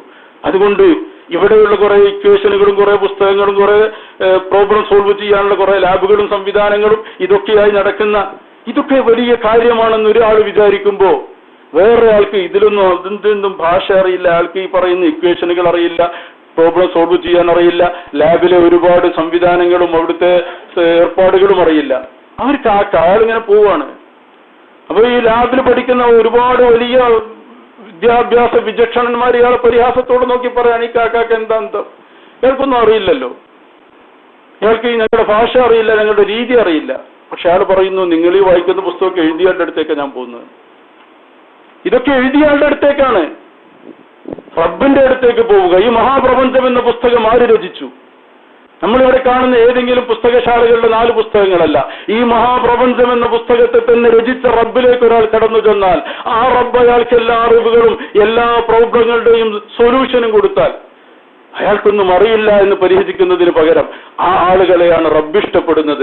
അതുകൊണ്ടാണ് നാളെ ജന്നാത്തുൽ ഫിർദൗസിൽ അവർ ഒരുമിച്ച് കൂട്ടുമ്പോ കാഫിരിങ്ങൾ കൈകാലിട്ടടിക്കുമ്പോ റബ്ബ് അവരോട് പറയുന്നത് എനിക്ക് നിങ്ങളോടുള്ള പ്രതികാരം എന്താ? ഇന്നഹു കാന ഫരീഖും മിൻ ഇബാദി യഖൂലൂൻ, എന്റെ ഒരു വിഭാഗം അടിമകൾ ഉണ്ടായിരുന്നു, അവർ പറഞ്ഞുകൊണ്ടിരുന്നു റബ്ബന ആമന്ന, പടച്ചോനെ ഞങ്ങൾ വിശ്വസിച്ചു, ഞങ്ങൾക്ക് അത്രയ്ക്ക് കഴിയൂ, ഞങ്ങൾക്ക് ഈ വലിയ വലിയ വിദ്യാഭ്യാസങ്ങളും ഡിഗ്രികളും ബിരുദാനന്തരങ്ങളും ഒന്നുമില്ല, പക്ഷെ ഞങ്ങൾ വിശ്വസിച്ചു. റബ്ബന ആമന്ന ഫഗ്ഫിർ ലനാ, ഞങ്ങൾക്ക് നീ പുറത്തു തരണം, വറഹംനാ, ഞങ്ങളോട് കരുണ കാണിക്കണം, വഅൻത ഖൈറുർ റാഹിമീൻ, നീയാണ് ഏറ്റവും കരുണ കാണിക്കുന്നവനെന്ന് എന്നോട് കരഞ്ഞു പറഞ്ഞ, എന്നെ വിശ്വസിച്ച് എന്നെ സ്നേഹിച്ച കുറച്ച് ആളുകൾ ഉണ്ടായിരുന്നു. ഫത്തഖത്തുമൂഹും സിഖരിയ, നിങ്ങൾ അവരെ കളിയാക്കുകയായിരുന്നു, നിങ്ങൾക്ക് പണി അതായിരുന്നു, ലോകം തിരിയാത്തവര്, കഥ അറിയാത്തവര്. ഫത്തഖത്തുമൂഹും സിഖരിയ, നിങ്ങൾ അവരെ പരിഹസിക്കുകയായിരുന്നു. എന്നിട്ട് ഹത്ത അൻസൂക്കും ദിക്രി, എന്നെ ഓർക്കാൻ നിങ്ങൾക്ക് സമയം ഉണ്ടായില്ല. റബ്ബ് അവരോട് പറയാം, എന്റെ ദിക്ർ നിങ്ങൾ മറന്നുപോയി. നിങ്ങൾ ഇങ്ങനെയുള്ള ആളുകളെ പരിഹസിക്കാനും ദുനിയാവിലെ മുസ്ലിങ്ങളെ പരിഹസിക്കാനും അവരെ ഒന്നും തിരിയാത്തവരെന്ന് ചിത്രീകരിക്കാനും നിങ്ങൾ ഉപയോഗിച്ച സമയം നിങ്ങൾ എന്നെ ഓർത്താൽ മതിയായിരുന്നു. പക്ഷെ നിങ്ങൾക്ക് എന്നെ ഓർക്കാൻ സമയം കിട്ടിയില്ല, നിങ്ങൾ ഇവരെ പരിഹസിച്ച് നടന്നു. അതുകൊണ്ട് അല്ലാഹു തആല പറഞ്ഞു ഇന്നി ജസൈതുഹുമുൽ യൗമ ബിമാ സബറു, അന്ന് നിങ്ങളുടെ പരിഹാസങ്ങളൊക്കെ ക്ഷമയോടെ കേട്ടവരായി അവർ ക്ഷമിച്ചത് കൊണ്ട് ഞാൻ അവർക്ക് പ്രതിഫലം കൊടുക്കുന്നു. അന്നഹും ഹുമുൽ ഫായിസൂൻ, അവരാണ് വിജയിച്ചത്. അവര് വിജയിക്കണമെങ്കിൽ നിങ്ങൾ തോൽക്കണം. എല്ലാവരോടും ജയിക്കുമ്പോൾ ആരും ജയിക്കുന്നില്ല എന്നർത്ഥം. അതുകൊണ്ട് നിങ്ങളെ തോൽപ്പിക്കുകയല്ലാതെ എന്റെ മുമ്പിൽ മാർഗമില്ല എന്ന് റബ്ബ് പറഞ്ഞുകൊണ്ട് ഈ ഒരു വിഭാഗത്തെ സ്വർഗത്തിലേക്ക് കടത്തിവിടുമ്പോൾ നമ്മൾ ആലോചിക്കുക, ദുനിയാവിലെ കേവലമായ ഭൗതിക ചിന്തകളും പഠനങ്ങളുമല്ല, അള്ളാഹുവിനെ അറിയുന്ന പഠനങ്ങൾ, റബ്ബിലേക്ക് നടന്നെടുക്കുന്ന കാലുകൾ, അതൊക്കെയാണ് നമുക്ക് വേണ്ടത്. റബ്ബിലേക്ക് നടക്കുന്ന കാലുകൾ. മഹാനായ അബ്ദുല്ലാഹിബ്നു ജഹ്ശ് തങ്ങൾ രണാങ്കണത്തിന്റെ നടുക്കളത്തിൽ കിടക്കുന്നില്ലേ ഇപ്പോഴും? മഹാനായ സയ്യിദ് ശുഹദാ ഹംസ റളിയല്ലാഹു അൻഹുവിന്റെ കൂടെ, മഹാനായ മുസ്അബ് ഇബ്നു ഉമൈറിന്റെ കൂടെ ഓരോ കൈവെട്ടുമ്പോഴും അടുത്ത കൈയിലേക്ക് പതാക മാറിയും ദീനിനു വേണ്ടി ഉയരത്തിൽ പിടിച്ച പതാകയുടെ വാഹകനായിരുന്നു മുസ്അബ് ഇബ്നു ഉമൈർ റളിയല്ലാഹുവിന്റെ കൂടെ. ദുനിയാവിലൊന്നും നേടാതെ വീട്ടിൽ നിന്ന് അവസാനം ഇറങ്ങുമ്പോൾ ഒന്നും തരില്ലെന്ന് ക്ഷണിച്ച, പുതിയ മതത്തിൽ ചേർന്നാൽ എന്റെ മുതൽ തരില്ലെന്നും എന്റെ സൗകര്യങ്ങൾ ഉപയോഗിക്കാൻ പാടില്ലെന്നും പറഞ്ഞ പിതാവിനെയും മാതാവിനെയും എല്ലാവരെയും ഉപേക്ഷിച്ച് അല്ലാഹുവിന്റെ റസൂലിന്റെ മാർഗത്തിലേക്ക് പോകുമ്പോൾ അവസാനം വീട്ടിൽ നിന്ന് എറിഞ്ഞു കൊടുത്ത ഒരു കരിമ്പടം മാത്രമാണ് ഉണ്ടായിരുന്നത്, ഉടുക്കാനും പുതക്കാനും ഒക്കെ. ഇതിന്റെ രണാങ്കണത്തിൽ ഷഹീദായി കിടക്കുമ്പോ സഹാബത്ത് വന്ന അല്ലാഹുവിന്റെ റസൂലിനോട് പറഞ്ഞു, മുസ്അബിന് കഫൻ ചെയ്യാൻ പോലും ഒന്നും ഞങ്ങളുടെ കയ്യിലില്ല, തലമറച്ചാൽ കാലുമറയില്ല, കാലുമറച്ചാൽ തലമറയില്ല. അവസാനം തലമറക്കാൻ പറഞ്ഞ് കാലിൽ പുല്ല് വെച്ച് കെട്ടാൻ പറഞ്ഞ ആ മുസ്അബ് ദുനിയാവിൽ നിന്നൊന്നും നേടാതെ സമ്പന്നനായ പിതാവിന്റെ മകൻ കടന്നുപോയി. ആ മുസ്അബിനോട് കൂടെ സയ്യിദ് ശുഹദായ ഹംസത്തുൽ കറാർ റളിയല്ലാഹു അൻഹു പലരും ഇസ്ലാമിന് ഷഹീദായി. പക്ഷെ അല്ലാഹുവിന്റെ റസൂൽ കുട്ടികളെ പോലെ നിലവിളിച്ചത് ഹംസ റളിയല്ലാഹു അൻഹു വഫാത്തായപ്പോഴാണ്. വാവിട്ട് കരഞ്ഞു പോയി, സഹിക്കാൻ പറ്റിയില്ല. എന്തേ വ്യത്യാസം നമ്മൾ ആലോചിക്കണം. ഒരു രക്തബന്ധം മാത്രമല്ല അത്, അല്ലാഹുവിന്റെ റസൂലിന്റെ രക്തബന്ധങ്ങൾ വേറെയും ഉണ്ടായിട്ടില്ലേ? ഇബ്രാഹിം റളിയല്ലാഹു അടക്കമുള്ള പിതൃവ്യന്മാരൊക്കെ വേറെയുമില്ലേ അപ്പുറത്തും ഇപ്പുറത്തും ഒക്കെ? എന്തേ ഹംസ റളിയല്ലാഹു അൻഹു അല്ലാഹുവിന്റെ റസൂലിനെയാണ് സ്നേഹിച്ചത്, റസൂലുള്ളാഹിക്ക് വേണ്ടി അതിലേക്ക് വന്നത്, ഒരു സത്യം മനസ്സിലാക്കി വന്ന ആളൊന്നുമല്ല. അന്ന് സാധാരണ പോലെ ഇതിലൊന്നും ശ്രദ്ധിക്കാതെ വേട്ടയാടിയും അങ്ങനെ തന്റെ ഏർപ്പാടുകളായിട്ട് നടന്നിരുന്ന അതിശക്തനും ധീരനുമായ ഹംസ റളിയല്ലാഹു അൻഹു ഒരു ദിവസം വൈകുന്നേരം വരുമ്പോഴാണ് കേൾക്കുന്നത്, കഅബയുടെ മുമ്പിലിട്ട് തന്റെ സഹോദരപുത്രനെ അബൂജഹൽ വല്ലാതെ പരിഹസിച്ചിട്ടുണ്ട്. അപ്പോഴാണ് ഹംസ റളിയല്ലാഹു അൻഹു കയറി വന്നിട്ട് പറഞ്ഞത്, ആരാടാ എന്റെ സഹോദരൻ ഇങ്ങനെ കളിയാക്കാൻ? ഞാൻ ആ മതത്തിൽ ചേരാണ്. എന്താ മതത്തിൽ ചേരാൻ കാരണമായത്? ഖുർആൻ കേട്ടിട്ടല്ല, പറഞ്ഞ് സത്യം തോന്നിയിട്ടില്ല. അള്ളാന്റെ റസൂലിനെ കളിയാക്കിയെങ്കിൽ ഹംസന്റെ വ്യത്യാസം അതൊക്കെ നമ്മൾ മനസ്സിലാക്കണം. അത് വേറെ തന്നെയാണ്. വേറെ ആർക്കും ആ സ്ഥാനം കിട്ടിയില്ലല്ലോ. ഹംസ റളിയല്ലാഹു ഇസ്ലാമിലേക്ക് വന്നത് റസൂലുള്ളാഹിന്റെ അഭിമാനം സംരക്ഷിക്കാനാണ്. പിന്നെ എല്ലാം ബോധ്യപ്പെട്ടു. പക്ഷെ വരാനുണ്ട കാരണം എന്താ? ഖുർആൻ കേട്ടിട്ടല്ല. റളിയല്ലാഹു ഖുർആൻ കേട്ടിട്ട് വന്നു എന്ന് പറയാറുണ്ട്. അല്ലെങ്കിൽ സത്യം വേറെ നിലക്ക് ബോധ്യപ്പെട്ടിട്ടല്ല. അള്ളാന്റെ റസൂലിന്റെ അഭിമാനം സംരക്ഷിക്കാൻ അങ്ങനെ നിങ്ങൾ ഇതാകുകയാണെങ്കിൽ ഞാൻ ആ കൂട്ടത്തിലാണെന്നാ പറഞ്ഞത്. ആ ഒരു കടപ്പാട്, എന്റെ അഭിമാനത്തിന് വേണ്ടിയാണ് എന്റെ ഹംസ ഷഹീദായത്. അത് അള്ളാന്റെ റസൂലിന് സഹിക്കാൻ പറ്റുമായിരുന്നില്ല. അതുകൊണ്ടാണ് കുട്ടികളെ പോലെ കരഞ്ഞത്. 70 ആളോട് ഞാൻ ഇതിന് പ്രതികാരം ചെയ്യുമെന്ന് പോലും ആ വേദനയിൽ തങ്ങൾ പറഞ്ഞു പോയി. പക്ഷെ അള്ളാഹു തആല പറഞ്ഞു,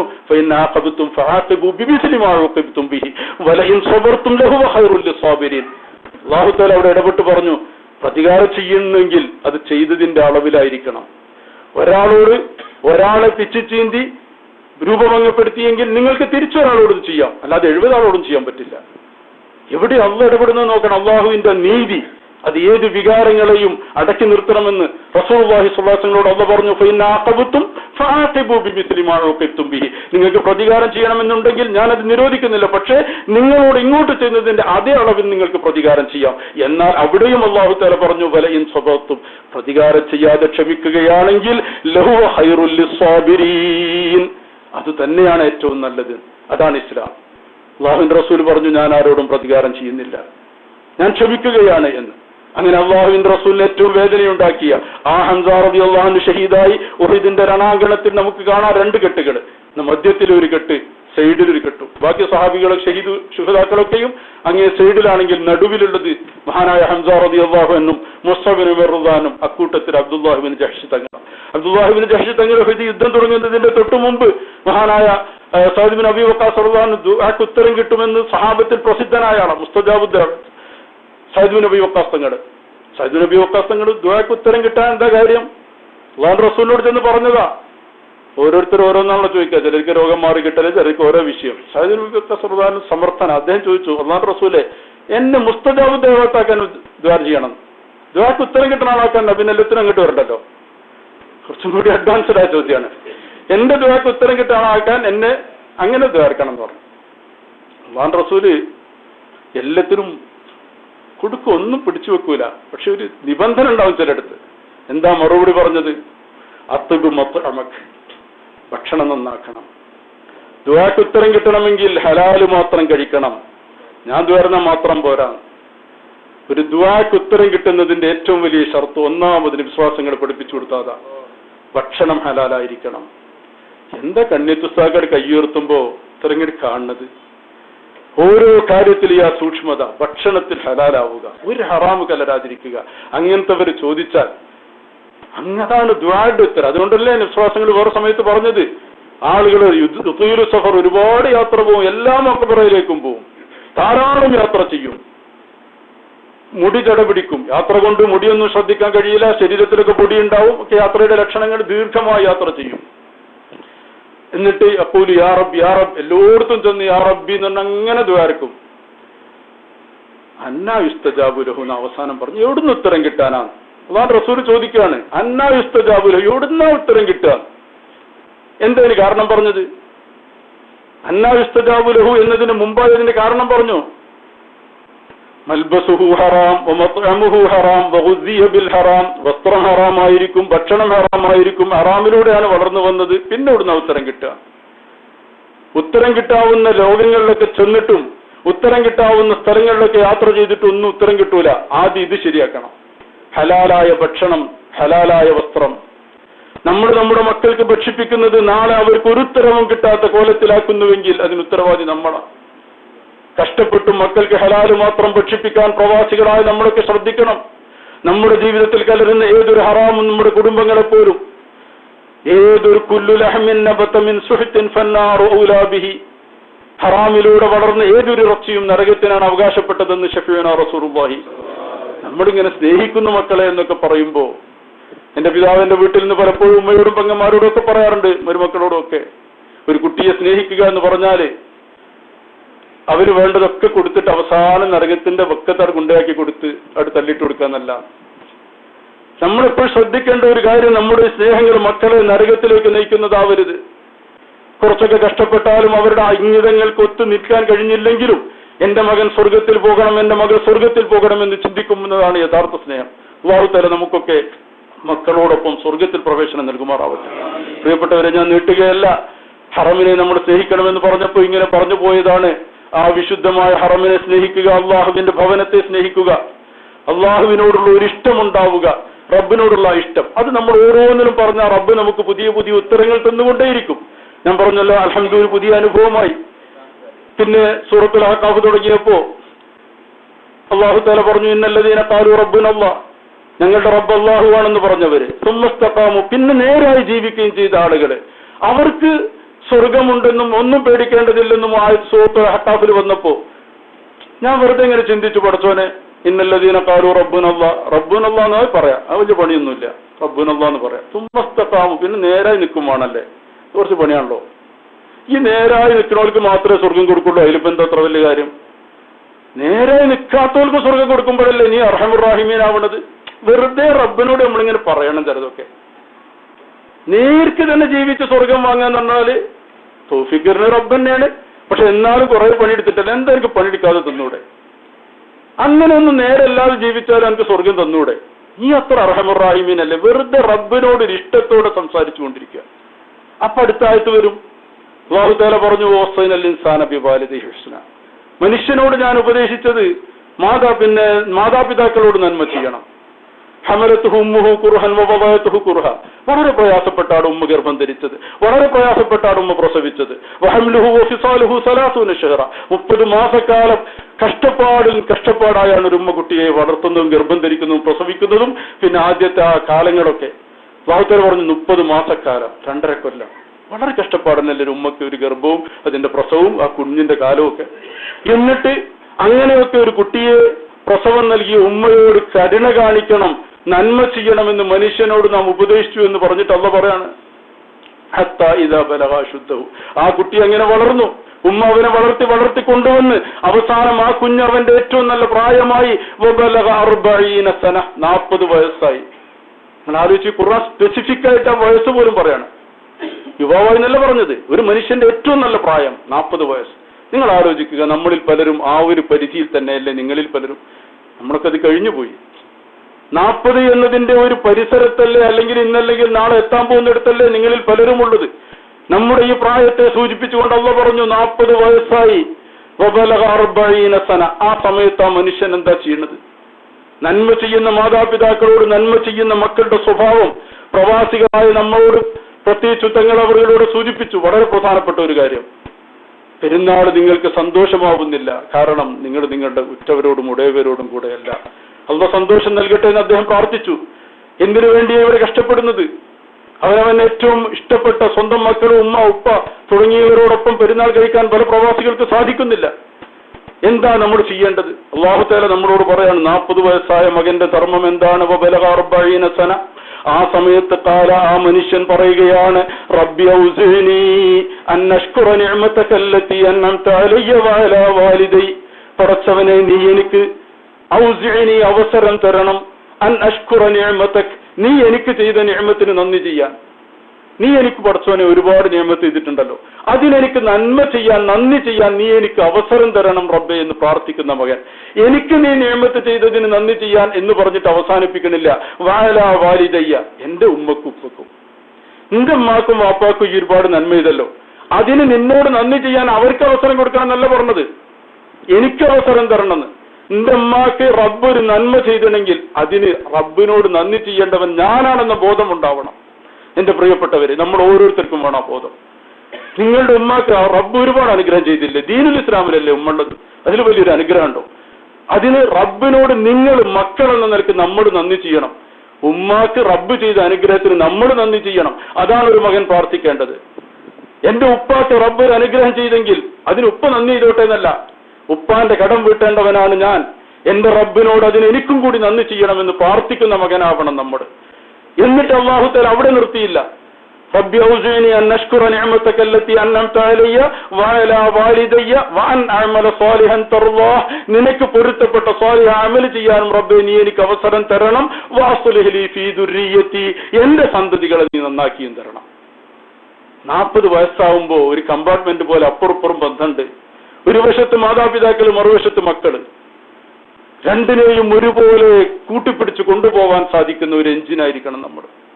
ഓരോ മനുഷ്യനും 40 വയസ്സാകുമ്പോ എന്ന് പറഞ്ഞാൽ ഈ ഒരു പ്രായമെത്തുമ്പോ ഒരു വശത്ത് ഉമ്മയോടും ഉപ്പയോടുള്ള കടപ്പാട് അവിടെയാണ് തുടങ്ങേണ്ടത്. തങ്ങൾ എത്ര കൃത്യമായി പറഞ്ഞു. ഫോൺ ചെയ്യുമ്പോൾ ആദ്യം 60-70 വയസ്സായ ഉമ്മയും വീട്ടിലുണ്ടെങ്കിൽ അവരെയാ വിളിക്കേണ്ടത്, ഭാര്യയല്ല. അവിടുന്ന് തുടങ്ങണം. അന്നഷ്കുറ നിഅമതകല്ലത്തി അൻഅംത അലയ്യ വഅലാ വാലിദയ്യ. അത് കഴിഞ്ഞിട്ടാ മക്കളെ കാര്യം. വഅസ്ലുലി ഫീ ദുരിയത്തി, രണ്ടാമത് ഉമ്മയും ഉപ്പയും. നമ്മൾ കണ്ടില്ലേ, പാറമടയിൽ കുടുങ്ങിപ്പോയ ആളുകളുടെ പ്രാർത്ഥനകളിൽ ഉത്തരം കിട്ടിയത് എപ്പോഴാ? ഒരാളുടെ പ്രാർത്ഥന പിതാവിന് അല്ലെ ഉമ്മക്ക് പാലുമായി കാത്തിരുന്നപ്പോ വിശന്ന് വലഞ്ഞ മകന് അല്ലെങ്കിൽ മകള് കാൽക്കൽ വീണിട്ടും ഉമ്മാക്ക് പാല് കൊടുക്കാതെ തരില്ല എന്ന് വാശി പിടിച്ച ആ ഒരു മനുഷ്യൻ, ഉമ്മയുപ്പയും കഴിഞ്ഞിട്ട് തന്നെ മക്കളുണ്ടാവാൻ പാടുള്ളൂ. ആ ഒരു ബോധമുണ്ടാവണം. എന്ന് വെച്ച് മക്കളെ തിരിഞ്ഞു വെക്കാതിരിക്കാനും പാടില്ല. അതാണ് രണ്ടും കൂടി കൂട്ടിച്ചേർത്ത് കൊണ്ടുപോകുന്ന ആ ഒരു സാഹചര്യത്തിലാണ് നമ്മളൊക്കെ ഉള്ളത്. ഇവിടെ ഇരിക്കുന്ന മിക്കവാറും ആളുകൾക്ക് ഉമ്മയുണ്ടാവും, ഉപ്പയുണ്ടാവും, അല്ലെങ്കിൽ അവരിൽ ഒരാളുണ്ടാവും, മക്കളും ഉണ്ടാവും. മരിച്ചുപോയവരാണെങ്കിൽ അല്ലാഹു തആല എല്ലാവർക്കും റഹ്മത്ത് ചെയ്യുമാറാവട്ടെ. പ്രിയപ്പെട്ടവരെ, അങ്ങനെ ഈ ഒരു കാര്യം അല്ലാഹു തആല പറഞ്ഞത് ഞാൻ അവസാനിപ്പിക്കുകയാണ്, ദീർഘിച്ചു പോകുന്നു പേടിക്കുന്നു. അല്ലാഹു തആല പറഞ്ഞത് ഉലൈകല്ലദീന നതഖബ്ബലു അൻഹും അഹ്സന മാ അമിലു. ഇവിടെ നമ്മൾ തുടങ്ങിയത്, ഞാൻ വെറുതെ റബ്ബിനോട് ഇങ്ങനെ നല്ല പണിയൊന്നും എടുത്തില്ലെങ്കിൽ സ്വർഗം തരൂലേ, എനിക്കെന്താ തന്നൂടെ എന്നൊക്കെ റബ്ബിനോട് ഇങ്ങനെ ചോദിക്കുക. എന്റെ മനസ്സ് വെറുതെ, ഞാൻ അങ്ങനെ ഒരു ഉദാഹരണം പറയാണ്, എന്റെ മനസ്സിലുണ്ടായ ചില ചിന്തകൾ പങ്കുവെക്കുകയാണ്, അത് ആർക്കും ഉണ്ടാകാം. എനിക്ക് തോന്നി റബ്ബ് എന്നോടൊപ്പം മറുപടി പറയാം, അങ്ങനെയൊന്നും നല്ല പണിയൊന്നും അധികം എടുക്കാൻ പറ്റൂലെങ്കിൽ അടുത്ത പണി പറഞ്ഞു തരാം റബ്ബ്. ഒരുപാടൊന്നും നന്മകൾ ചെയ്യാൻ പറ്റിയില്ലെങ്കിൽ, കാരണം അതാണല്ലോ ഇതിന്റെ തൊട്ട് ശേഷമുള്ള ആയത്ത് ഇതാണ്, സൂറത്തുൽ അഹ്ഖാഫില്. ഒരു മനുഷ്യന് 40 വയസ്സാകുമ്പോൾ ഉമ്മയോടും ഉപ്പയോടുള്ള കടപ്പാട് നിലനിർത്തുക, മക്കളോടും കടപ്പാട് നിലനിർത്തിയാൽ റബ്ബ് അവിടെ പറഞ്ഞത് എന്താ? ഉലൈക അക്കൂട്ടര് അല്ലദീന നതഖബ്ബലു അൻഹും അഹ്സന മാ അമിലു. അവർ ചെയ്ത അമലിൽ നിന്ന് നല്ലത് നമ്മളോട് സ്വീകരിക്കുന്നു. ആർക്കാരും ഉണ്ടാവില്ല എന്തെങ്കിലുമൊക്കെ ഒരു നന്മ, ആ നല്ലത് ഇങ്ങോട്ട് സ്വീകരിക്കും. വനതജാവസു അൻ സയ്യിആതിഹിം, തെറ്റൊക്കെ ആയിട്ട് വിട്ടുകൊടുക്കുന്നു. റബ്ബ് ഇങ്ങോട്ട് പറയാണ്, എന്തെങ്കിലും നന്മ ചെയ്തണെങ്കിൽ അത് ഒഴിവാക്കൂല, അത് സ്വീകരിക്കും. വനതജാവസു അൻ സയ്യിആതിഹിം, അവരുടെ തെറ്റ് മുഴുവൻ വിട്ടുകൊടുക്കും. ഫീ അസ്ഹാബിൽ ജന്ന, അവർ സ്വർഗത്തിലായിരിക്കും. വഅദസ്സുദ്ഖില്ലദീ കാനൂ യുഅദൂൻ, വാഗ്ദത്തം ചെയ്യപ്പെടുന്ന സത്യസന്ധമായ വാഗ്ദാനമാണിത്. റബ്ബ് പറയാണ്. എന്തിനാ പേടിക്കുന്നത്? നിങ്ങളോട് റബ്ബ് ചെയ്യുന്ന സത്യസന്ധമായ വാഗ്ദാനാണ്. നിങ്ങൾ ചെയ്ത നന്മ ഞാൻ സ്വീകരിക്കും, തെറ്റ് ഞാൻ വിട്ടുതരുന്നു. പക്ഷെ എന്ത് വേണം? ഉമ്മനോട് ഉപ്പനോട് നല്ല കാണാം, മക്കളോട് നല്ല കാണാം. ഒന്നും ചെയ്യാൻ പറ്റൂല, അറിഞ്ഞാൽ നടക്കൂല. മാതാപിതാക്കളോട് നന്മ ചെയ്യണം. ഈ പെരുന്നാളുകളിൽ അവരെ സന്തോഷിപ്പിക്കാൻ നമുക്ക് സാധിക്കണം. മഹാനായ അബൂ ഇസ്ഹാഖ് അൽ-ഇസ്ഫറായിനി തങ്ങളുടെ ഒരു ശിഷ്യൻ സ്വപ്നത്തിൽ കണ്ടു. ഒരു ശിഷ്യൻ അദ്ദേഹത്തെ തലേന്ന് രാത്രി പിറ്റേന്ന് ക്ലാസ്സിൽ വന്നപ്പോൾ പറഞ്ഞു ഉസ്താദിനോട്, ഞാൻ ഇന്നലെ രാത്രി നിങ്ങളുടെ സ്വപ്നം കണ്ടു, നിങ്ങളുടെ താടിയിൽ നിറയെ മുത്തുകളും രത്നങ്ങളുമാണ്. വലിയ താടിയാണ്. ആ താടി നിറയെ മുത്തും രത്നമായിട്ട് സ്വപ്നം കണ്ടല്ലോ. ഉസ്താദ് പറഞ്ഞു, അതിൽ അത്ഭുതമൊന്നുമില്ല. ഞാൻ ഇന്നലെ രാത്രി എന്റെ ഉമ്മയുടെ കാലിൽ ഒരുപാട് നേരം എന്റെ താടി കൊണ്ട് തടവിയിട്ടാണ് ഞാൻ ഉറങ്ങാൻ പോയത്. മഹാനായ ഒരു പണ്ഡിതൻ സ്വന്തം ഉമ്മയുടെ കാൽ, ഉറങ്ങുന്ന ഉമ്മാന്റെ കാലിൽ താടി വെച്ച് തടവുക. അതുകൊണ്ടായിരിക്കാം നീ അങ്ങനെ സ്വപ്നം കണ്ടത്. നമുക്ക് നമ്മുടെ ഉമ്മമാരെ സ്നേഹിച്ചുകൂടെ? അവരുടെ കാൽപാദങ്ങളിൽ സ്വർഗമുണ്ടെന്ന് നമുക്കറിയില്ലേ? പാവപ്പെട്ട നമ്മുടെ ഉമ്മമാർ എത്രയാ കഷ്ടപ്പെട്ടത്, എത്രയാ നമ്മുടെ ഉപ്പമാര് നമുക്ക് വേണ്ടി കഷ്ടപ്പെട്ടത്. ഒരു ഫോൺ വിളി കൊണ്ട് മാത്രം തീരുമെന്നല്ല, അതെങ്കിലും ചെയ്തുകൂടെ? ജീവിതാവസ്ഥകളിൽ അവർക്ക് നമുക്ക് നൽകാനുള്ള ഒരുപാട് നന്മകളുണ്ട്. എത്രയോ മഹാന്മാരായ മനുഷ്യര്, മഹാനാ അബ്ദുല്ലാഹി ഇബ്നു മുബാറക് റളിയല്ലാഹു അൻഹു ഉമ്മയെ ഒരുപാട് സ്നേഹിച്ച മനുഷ്യരാണ്. പക്ഷെ ഉമ്മയുടെ കൂടെ ഭക്ഷണം കഴിക്കുമായിരുന്നില്ല. ആളുകൾ ചോദിച്ചു, എന്താണ് ഉമ്മാന്റെ കൂടെ ഭക്ഷണം കഴിക്കാത്തത്? ഒന്നിച്ചിരിക്കുമ്പോൾ തളികയിൽ ഏതെങ്കിലും ഒരു ഭക്ഷണ പദാർത്ഥത്തിലേക്ക് എന്റെ ഉമ്മ ആഗ്രഹം വെച്ച് ഞാൻ അത് അറിയാതെ എടുത്തു തിന്നു പോയാലോ എന്ന് പേടിച്ചിട്ടാണ്. അതുകൊണ്ട് ഉമ്മ കഴിച്ചു കഴിഞ്ഞിട്ട് ഞാൻ കഴിക്കാറുള്ളൂ. ഉമ്മയുടെ മനസ്സിൽ വന്ന ഒരാഗ്രഹം, അത് എന്റെ ഒരു കാരണം കൊണ്ടില്ലാതെ ആവരുത്. ഉമ്മയുടെ ഒരു ആഗ്രഹത്തിന് നമ്മൾ എതിര് നിൽക്കരുത്. ഫലാത്തഖുല്ലഹുമാ ഉഫിൻ എന്ന് നമ്മളെ കൂടി ചേർന്ന് പറയരുതെന്ന് മാത്രം മനസ്സിലാക്കുന്നത്. അനിഷ്ടകരമായ ഒരു കാര്യവും അവരോട് നമ്മൾ പറയരുത്. പ്രായമാകുമ്പോ അവിടെയാണല്ലോ അല്ലാഹു തആല എവിടെ അത് പറഞ്ഞത്? എന്നും പറയരുതെന്നല്ല, എന്നൊന്നും പറയില്ല. പറയേണ്ട സാഹചര്യങ്ങൾ ഉണ്ടാവല്. ഇമ്മാ യബ്ലുഗന്ന ഇൻദകൽ കിബറ അഹദുഹുമാ ഔ കിലാഹുമാ, കുറെ വയസ്സാകുമ്പോഴേ അപ്പൊ പിന്നെ അവർ പറഞ്ഞതൊക്കെ എന്തെങ്കിലും അസംബന്ധങ്ങളായി തോന്നും. പ്രായമായ അങ്ങനെയാണ്. പല വാശികളുണ്ടാവും. അപ്പൊ പറഞ്ഞു പോകും, എന്താ നിങ്ങൾ ഈ പറഞ്ഞത്, നിങ്ങൾ ഈ പറഞ്ഞത് തന്നെ പറഞ്ഞുകൊണ്ടിരിക്കണം, നിങ്ങൾക്കത് മനസ്സിലാണില്ലേ എന്നൊക്കെ ചോദിച്ചു പോവും. അവിടെയാണ് അല്ലാഹു തആല പറഞ്ഞത്, അവർക്ക് ഒരുപാട് പ്രായമാകുമ്പോ ഫലാ തഖുല്ലഹുമാ ഉഫിൻ, അനിഷ്ടകരമായ ഒരു കാര്യം അവരോട് പറയരുത്. പണ്ടൊന്നും ഈ പറഞ്ഞ ഫേസ്ബുക്കിൽ ഞാൻ ഇവിടെ പറഞ്ഞിട്ടുണ്ട് തോന്നുന്നുണ്ട്, വന്നൊരു റിപ്പോർട്ടില് തുർക്കിയിലങ്ങനെ ഒരു തോട്ടത്തില് അല്ലെങ്കിൽ വീട്ടിന്റെ മുറ്റത്തെ ഒരു പാർക്കില് ഒരു പിതാവും വയസ്സായ ഒരു പിതാവും ഈ പറഞ്ഞ 10-30 വയസ്സായ ഒരു മകനും പത്രം വായിച്ചുകൊണ്ടിരിക്കുക. ആ വയസ്സായ പിതാവും അതിനോട് ഇങ്ങനെ ചോദിക്കുകയാണ്, ഏതോ ഒരു പക്ഷി അവിടെ വന്നിരുന്നപ്പോ, ഏതാ മോനെ പക്ഷി, അതിന്റെ പേര് പറഞ്ഞു കൊടുത്തു. കുറച്ച് കഴിഞ്ഞ് പിന്നെയും ചോദിച്ചു, ഏതാ മോനെ പക്ഷി, അപ്പോഴും പേര് പറഞ്ഞു കൊടുത്തു. 3-4 പ്രാവശ്യം ചോദിച്ചപ്പോ ഞാൻ പറഞ്ഞില്ലപ്പാ ഇന്ന പക്ഷിയാണ്. 5-6 പ്രാവശ്യം ചോദിച്ചപ്പോ പറഞ്ഞു, നിങ്ങൾക്ക് എന്തൊക്കെ ചുവട് കേൾക്കൂലേ, എന്നോടല്ലേ പറഞ്ഞത്. ശബ്ദം പരുഷമാകാൻ തുടങ്ങി. അവസാന പിതാവ് അകത്ത് പോയി ഒരു ഡയറി, പഴയ ഡയറി എടുത്തുകൊണ്ട് വന്നു. എന്നിട്ട് ആ ഡയറിയിൽ ഒരു ഡേറ്റ് നോക്കി മറിച്ചിട്ട് കാണിച്ചു കൊടുത്തു, മകന് വായിക്കാൻ കൊടുത്തു. അപ്പൊ ആ പിതാവ് എഴുതി വെച്ചു, ഈ മകൻ കൊച്ചുകുഞ്ഞായ കാലത്ത് 2 വയസ്സോ 3 വയസ്സോ പ്രായമുള്ള സമയത്ത് ഇതുപോലെ ഈ പാർക്കിൽ വന്നിരിക്കുമായിരുന്നു, മകനെയും കൂടി കളിപ്പിച്ചുകൊണ്ട്. അന്ന് മകൻ ഒരു പക്ഷി അവിടെ വന്നിരുന്നപ്പോ ചോദിച്ചു, ഉപ്പ ഇതേതാ? അന്ന് ഉപ്പ മകന് പറഞ്ഞു കൊടുത്തു, അത് ഇന്നാലിന്റെ പക്ഷിയാ മോനെ. കുറച്ചു കഴിഞ്ഞപ്പോ വീണ്ടും ചോദിച്ചു. അപ്പോഴും മകനെ വാരിയെടുത്ത് നെറ്റിയിൽ ഉമ്മ വെച്ച് പറഞ്ഞു, അത് ഇന്ന പക്ഷിയാണ്. വീണ്ടും ചോദിച്ചു, അപ്പോഴും ഒരു ഉമ്മയും കൂടി കൊടുത്തു പറഞ്ഞു. അന്നങ്ങനെ 25-30 തവണ മകൻ ചോദിച്ചപ്പോ ഓരോ ചോദ്യത്തിനും ഒരു മുത്തമായിരുന്നു മറുപടി. ഓരോ ചോദ്യം കഴിയുമ്പോഴും ദേഷ്യം പിടിക്കല്ല. നമ്മുടെ കൊച്ചു കുഞ്ഞുങ്ങളെ അവരെത്ര വാശി പിടിച്ചാലും അവരെത്ര തവണ ചോദിച്ചാലും എടുത്ത് ഉമ്മ വെച്ച് മറുപടി പറയും. ആ സ്ഥാനത്ത് പിതാവായപ്പോ 2-3 ചോദ്യം കൂടിയപ്പോഴത്തേക്ക് കാർക്കശ്യമായി. അത് കണ്ട ആ മകന്റെ കണ്ണ് നിറഞ്ഞ വാപ്പയോട് മാപ്പ് പറഞ്ഞു ഒരു കഥ. എന്റെ പ്രിയപ്പെട്ടവരെ, നമ്മൾ ആലോചിക്കുക, മക്കളോടുള്ള സ്നേഹം പിതാക്കന്മാരോട് നൽകാൻ സാധിക്കണം, അതിലേറെ നൽകാം, ഉമ്മമാർക്ക് നൽകാൻ പറ്റണം. അങ്ങനെയൊക്കെ ചെയ്താൽ അല്ലാഹു തആല പറഞ്ഞു, അവർ ചെയ്ത നന്മകൾ സ്വീകരിച്ച് തിന്മകളൊക്കെ ഒഴിവാക്കുന്നു.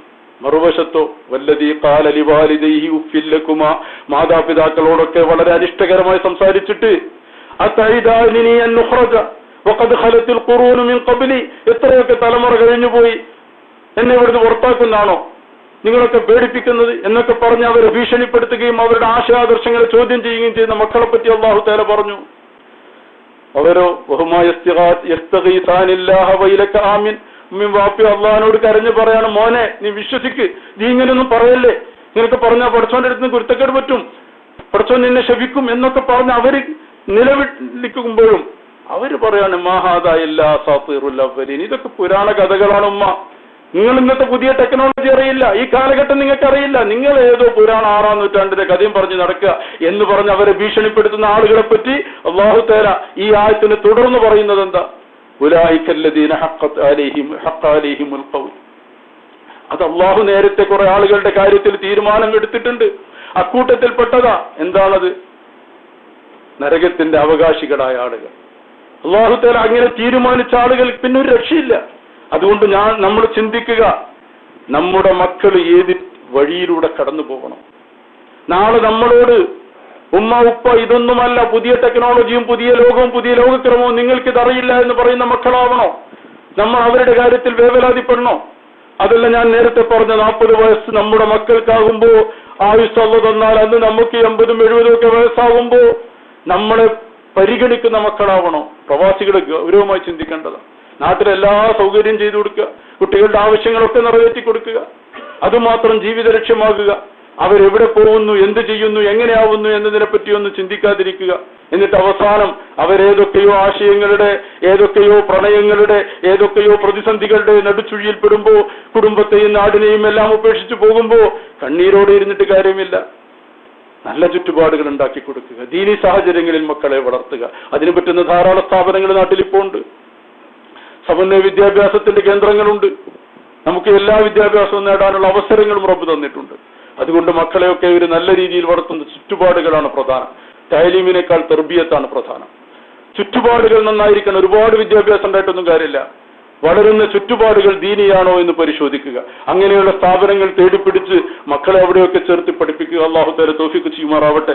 ഞാൻ അവസാനിപ്പിക്കുകയാണ്. അതുകൊണ്ട് ഞാൻ പറഞ്ഞു വന്നത് റബ്ബിനെ സ്നേഹിക്കുക, സ്നേഹിക്കുന്നവരോട് സംസാരിക്കാൻ ഒരു താല്പര്യമുണ്ട്. ഔലിയാക്കന്മാർക്ക് അതാ അനുഭവിച്ചത്.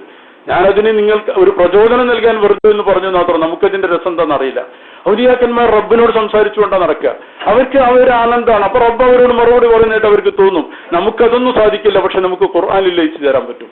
ഖുർആൻ പറയുന്നത് എന്നോട് പറയാണ്, ഓരോന്നും ഫ്രഷാണ്. ഇത് ഇന്നലെ പറഞ്ഞതല്ല, ഇതിന് പുതിയ അർത്ഥങ്ങളാണ്, ഇത് പുതിയൊരു അനുഭവമാണ് എന്നതിലേക്ക് ഖുർആനെ മനസ്സുകൊണ്ട് ഇങ്ങനെ ഉൾക്കൊണ്ട് അത് ചിന്തിച്ചു തന്നെ ഇരുന്നാൽ 20 റക്അത്തല്ല 200 റക്അത്തായാലും മടുപ്പ് വരില്ല.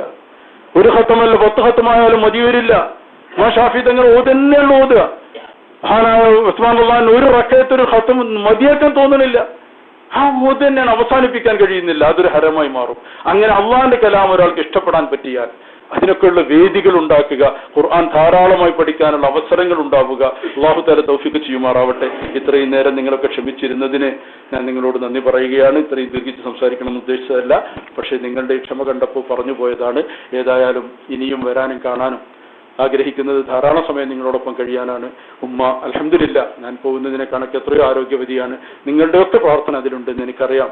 ഉമ്മയുടെ ആരോഗ്യം തന്നെയാണ് എന്നെ ഇവിടുന്ന് ആശങ്കകൾ തന്നെയാണ് തിരിച്ചു കൊണ്ടുപോയിരുന്നത്. ദീർഘകാലം 10-12 വർഷമായി പിതാവ് എന്ന മഹാസൗഭാഗ്യം ഞാൻ ചിലപ്പോൾ ആലോചിക്കാറുണ്ട്. എൻ്റെ പിതാവിനെ പോലെ സൗഭാഗ്യമുള്ള ഒരു വലിയ സൗഭാഗ്യമായിരുന്നു. അത് ഏതായാലും 10-12 വർഷമായി നഷ്ടപ്പെട്ടു.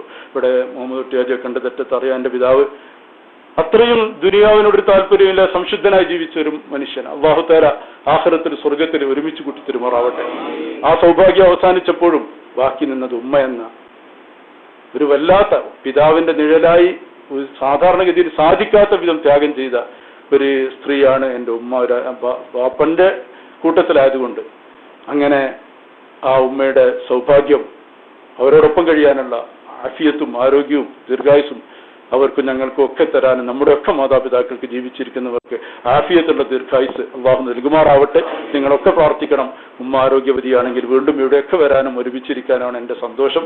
അതുകൊണ്ട് നിങ്ങൾ ഉമ്മയുടെ ആഫിയത്തിന് വേണ്ടിയും കൂടുതൽ പ്രാർത്ഥിക്കണം. അൽഹംദുലില്ലാഹ് ഇപ്പോൾ ഒരുപാട് സുഖങ്ങളൊക്കെ ഉണ്ട്, എന്നാലും പ്രായത്തിന്റെ പ്രശ്നങ്ങളുണ്ടെങ്കിലും അപ്പോൾ നിങ്ങളുടെ പ്രാർത്ഥനകളിൽ ഞാനും എൻ്റെ ഉമ്മയും മക്കളും പിതാവും എല്ലാവരും ഉണ്ടാവണം. അതുപോലെ നിങ്ങളുമൊക്കെ നിങ്ങളുടെ എല്ലാ പ്രാർത്ഥനകളിലും നിങ്ങളുടെ മാതാപിതാക്കൾ അവർ നമ്മുടെ സ്വർഗത്തിലേക്ക് പ്രവേശിക്കാനുള്ള കവാടങ്ങളാണ്. അങ്ങനെ തന്നെയാണ് വിധങ്ങൾ പറഞ്ഞത്. ഇമ്മാ ജന്നത്തുക്ക വ ഇമ്മാ നാറു, ഒന്നുക്ക് നിന്റെ സ്വർഗം അല്ലെങ്കിൽ നിന്റെ നരകന്ന. അതിലേതാവണം നമുക്ക് തിരഞ്ഞെടുക്കാം, നമ്മുടെ മാതാപിതാക്കൾ. അതുകൊണ്ട് അവർ നമ്മുടെ സ്വർഗങ്ങളാവണം, നമുക്ക് സ്വർഗത്തിലേക്ക് കടക്കാനുള്ള വഴികളാവണം. ഒരർത്ഥത്തിലും അവർക്കൊരു വിഷമം വരുന്ന ഒരു വാക്കോ പ്രവൃത്തിയോ നമ്മളിൽ നിന്നുണ്ടാവരുത്. ഒരു ഗൾഫിൽ നിന്ന് ഒരു കോള് പോലും നമ്മളതിന്റെ ഒരു ഗൗരവം മനസ്സിലാക്കണം. നമ്മൾ അവരെ വിളിക്കാതെ വേറെ ആരെ വിളിച്ചാൽ അവരുടെ മനസ്സ് വേദനിക്കും. പ്രത്യേകിച്ച് പ്രായമാകുമ്പോൾ അങ്ങനെയൊക്കെയാണ്. അതുകൊണ്ട് അവരെ സന്തോഷിപ്പിച്ച് അവരുടെ സന്തോഷം കഴിഞ്ഞിട്ടേ അതിനപ്പുറത്തേക്ക് പോകാവൂ. അല്ലാഹു തആല തൗഫീഖ് ചെയ്യുമാറാവട്ടെ. ഞാൻ അവസാനിപ്പിക്കുന്നു. വാഖിറു ദഅവാനാ അൽഹംദുലില്ലാഹി റബ്ബിൽ ആലമീൻ. അസ്സലാമു അലൈക്കും വറഹ്മത്തുള്ളാഹി വബറകാതുഹു.